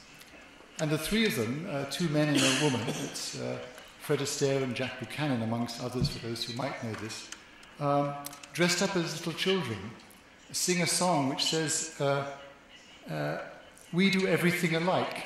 We look alike, we talk alike, we walk alike. And it goes on to describe the problem of being triplets, where everybody mistakes you for each other. And at the end, the line goes something like, how I wish I had a gun. It would be fun to shoot the other two and only be one.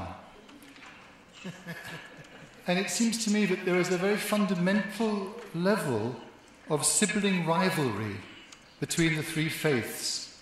We each want to be the only one that really has a true relationship with the Father. The Father, I suppose feminists we would say now, perhaps the Mother, but the Father is in this case the one God who has, through some strange mistake, chosen three children instead of just one. And I have a feeling that whatever the rationale we may have for coming together, whatever the practical issues which we have to address collectively, whatever the theological separations that we have behind us, there is a deep psychological need to be the only one who is really loved. And somehow or other, unless we can address that psychological level of rivalry, and to admit to ourselves that this is also part of our psychological and spiritual makeup, then it's going to be very difficult to move into any deeper level of relationship. That rivalry is very deeply embedded within us. Fortunately, we have opportunities to rationalize it. We have, and in a way, issues like climate and other such major issues affecting the whole world do provide us with a common cause which allows us to set aside our rivalries for the time being. But that essential question about prioritizing that relationship with God is somehow still there, still present, and still very problematic. And it seems to me that's just one of the subjects that was not quite covered in the discourse that we've heard today, but it remains, for me anyway, an important one to examine. Perhaps I'll stop at that and open up to my other colleagues to speak. では次よろしくお願いします。I would certainly endorse my colleagues' appeal for us to somehow recognize that we're each loved perhaps differently, but that we should, in seeking the love of our parent, also learn to seek the love of each other. One of the features of dialogue is learning to listen, and listen to the other. And not only to listen to what one would like to hear the other say, but also to what pains the other, what angers the other, how the other sees us. Often the other sees us in ways which we don't like to be seen.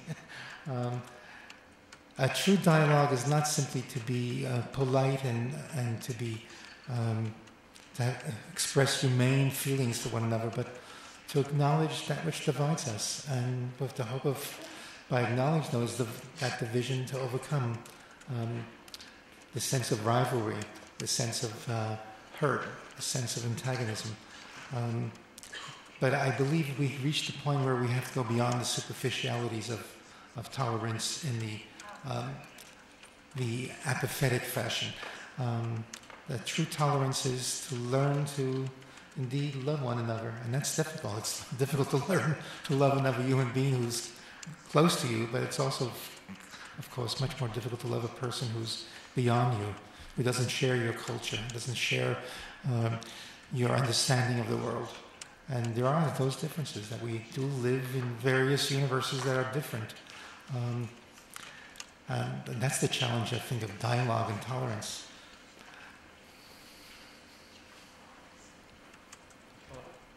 Zain sensei, お願いいたします。 Well, I think after the two learned speakers said what they said about the necessity of dialogue, and there are things that we needed actually to overcome collectively, but these things actually would need some time and some sort of interconnectedness that we should feel in our communication with others, as well as it was said that listening to the other openly. In my submission, I felt that dialogue was going on, but it was not going on in a progressive way. I mean, in certain times we achieved more understanding of each other, and at certain times we deteriorate. But I'm very optimistic. I feel that we are making two steps forward, or 3 steps forward perhaps, and 1 step backward. And that's the nature of being human. And that's why I felt we've got to keep aside our theological differences. What is needed now is we all should venture into this experiment of discovering values. I mean, when I see something good in his realization of a specific value, which is value to me and value to him, that would teach me a very important lesson. And this way of interaction, I guess, would help the whole humanity. Meaning, when I see a value realized in an act of a Jew or a Christian, that value is going to teach me something about myself. And the realization of values and the way they are implemented in our concrete human acts are going to make this world a better world. And obviously, I argued in my paper that what is needed actually a careful systematization of values within the 3 Abrahamic religions. Now, we share this value, the love of God, the value of justice, the value of being obedient to the law, the respect of law. But how these values actually been realized in concrete human situation? Muslims are going to learn from the Jewish experience in this regard, and they did learn throughout the history. And I'm pretty sure in a learned work of Moses bin Maimun that I refer to, there was a kind of exchange of ideas and learning that reflected in that text, the Guide for the Perplexed. And it's equally important, I looked into this document that I told you about of Martin Luther, when he commissioned the translation of the Quran and insisted to write an introduction to it. And the way he discovered the values of being a Christian at that time actually was very informative. And finally, I looked into the work of a Muslim who was educated in the West, a Palestinian Muslim by the name of Al-Faruqi, who felt that this is very important for Muslims, that their understanding of the Sharia should be based on the systematization of values, in such a way that systematization of values should not disregard other religious sensibilities, and they're very close to us, the Christians and the Jews. But also, this trialogue between among the three Abrahamic religions is not meant against others. It shouldn't be seen this that we monotheistics are going to get together and gang against others. No. This is meant for the betterment of the whole humanity. Thank you.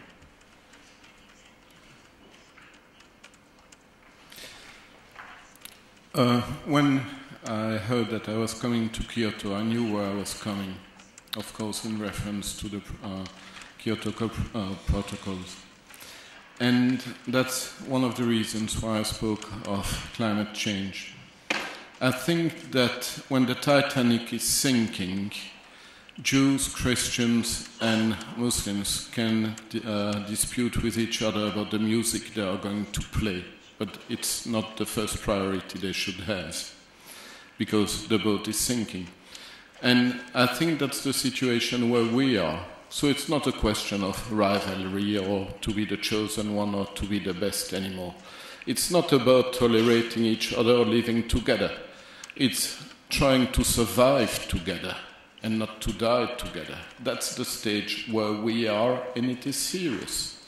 And in the Quran, we have this fantastic narrative where God is going to create Adam, and the angels tells him, please don't do it. He is going to spread corruption on the earth. He is going to mess it all. In fact, at the moment it seems that it is the angel who were right and not God. And if we want indeed to exercise together the sovereignty of God, as I said in my speech, it also means to try not to mess it up completely until it's too late. And there is some urgency in this. And for me, theological differences are not important anymore. Our children do not care about theological differences. They care about the kind of dumping site that we are leaving to them as a planet. And that should be our first priority.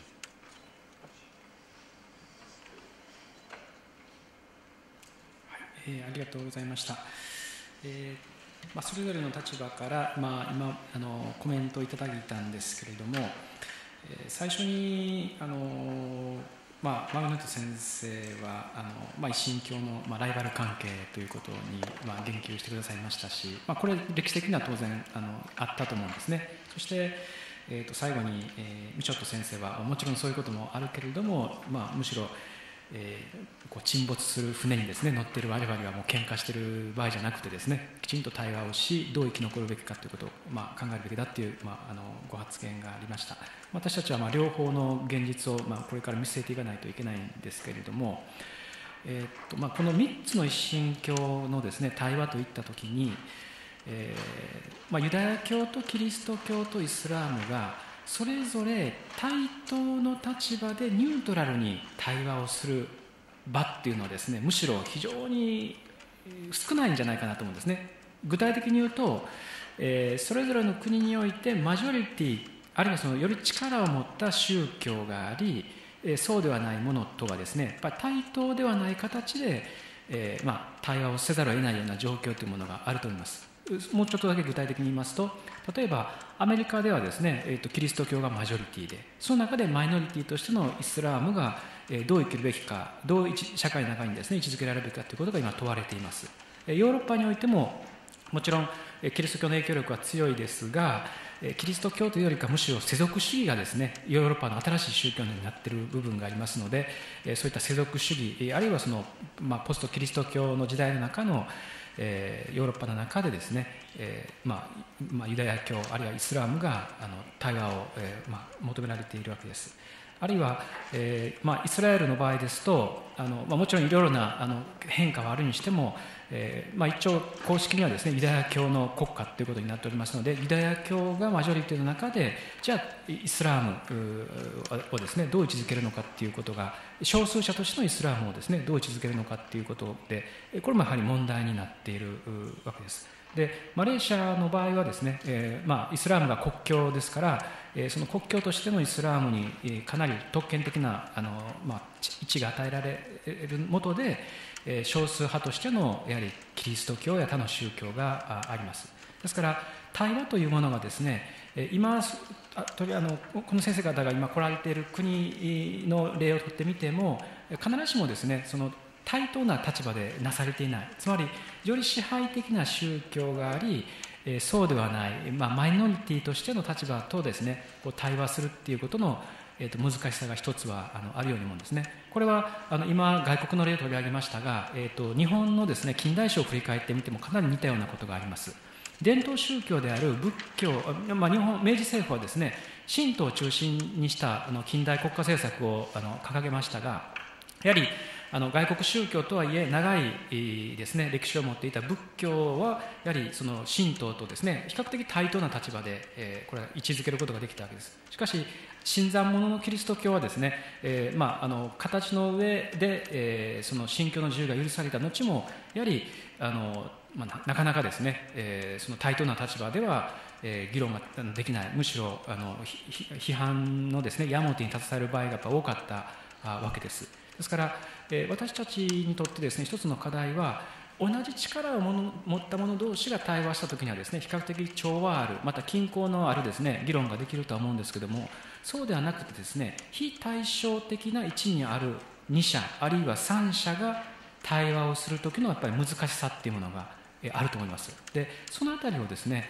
先生方にお聞きしたいんですけども、キリスト教がマジョリティでムスリムがマイノリティである、あるいはムスリムがマジョリティでキリスト教がマイノリティである、ユダヤ教がマイノリティである、そういったですねいろんなシチュエーションの中で、その本当に対話を進め寛容を、養っていく上で、この宗教的マジョリティとマイノリティとのですね、あるべき関係といいますか、そういったものに関して、先生方のですねご意見があればお聞かせいただきたいと思います。というのはこれはですね、本当に近い将来日本においても起こる問題だと思うんですね。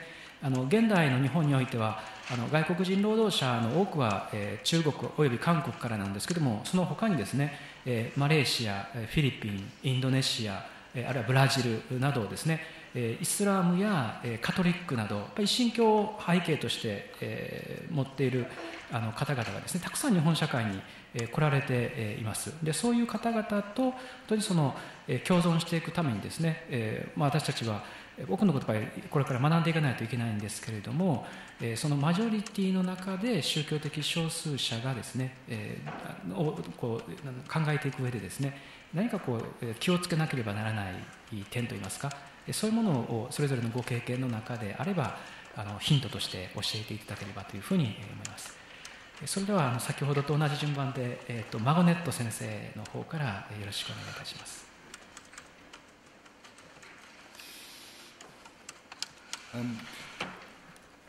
I suppose Jews have the advantage of 2,000 years' experience of living as the minority in terms of how does one survive in the face of a majority. I think there is actually a very important point to be made about the value of minorities, namely, minorities know the truth of what you do and not what you think you do or what you value. To live under another culture means that you see the negative side of it. You are often the victim of its own ideas and its own power games. So it is very important to listen to your minorities, because they will tell you much more the truth about what you do and who you are than you like to think yourself. If we are the majority, we look in the mirror and see only ourselves, and are perhaps a little irritated that there are these little minorities around raising embarrassing questions. But the minorities are the ones who give us the opportunity to do some kind of self-evaluation, some self-criticism. If we don't listen to them, we will end up probably destroying them.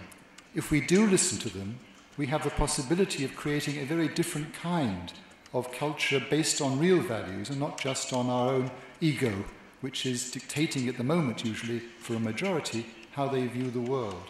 So I think don't treat minorities as a problem, treat them as an opportunity to learn about yourselves. And I think that might be the best answer I can give to that particular issue.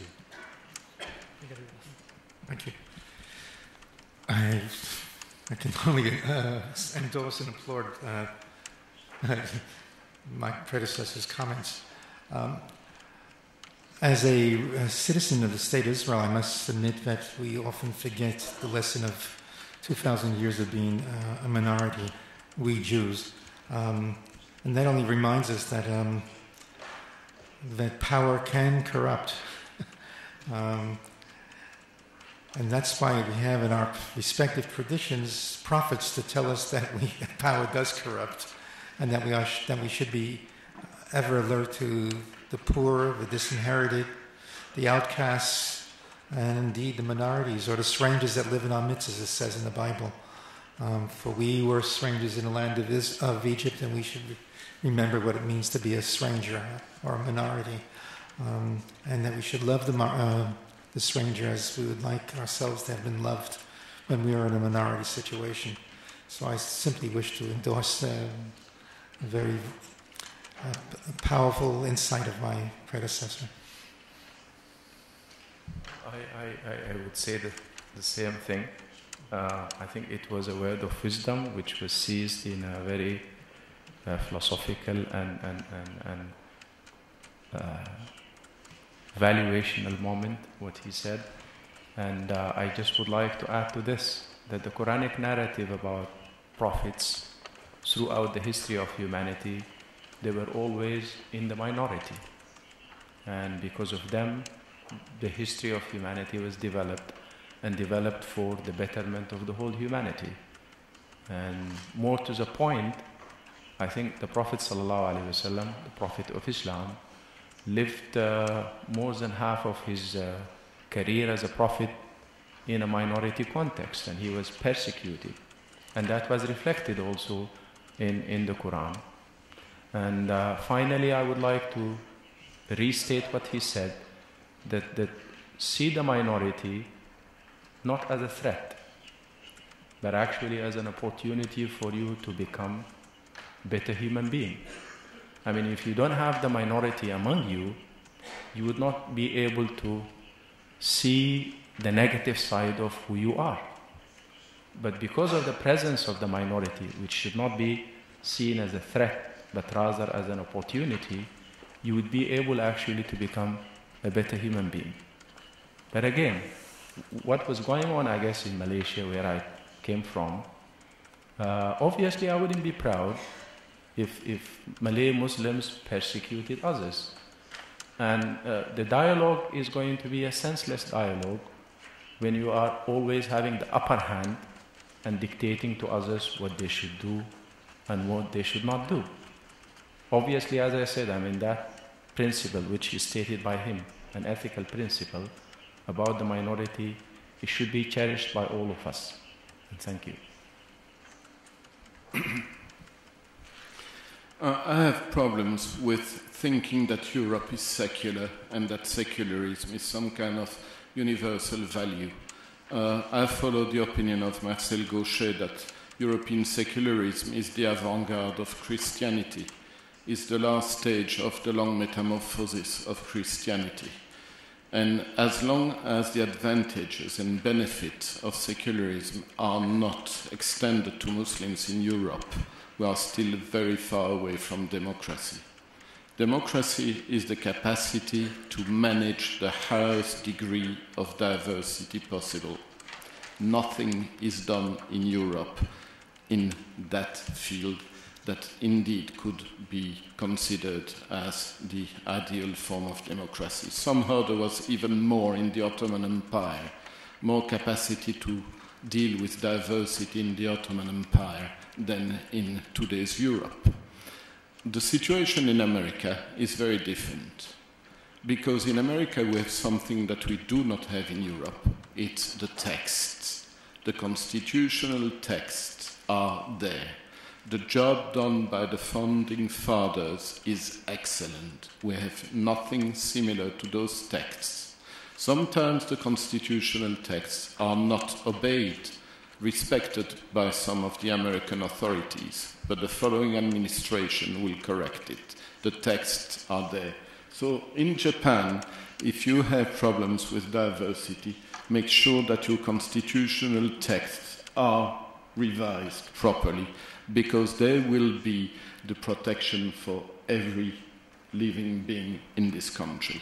In Europe, they have a double game. They have a double language. Officially, it's secular, but the church is established in England. In Greece, Orthodoxy is the official religion, and if you go to all those different countries, you will see that we are very far from, indeed, a proper capacity of managing diversity.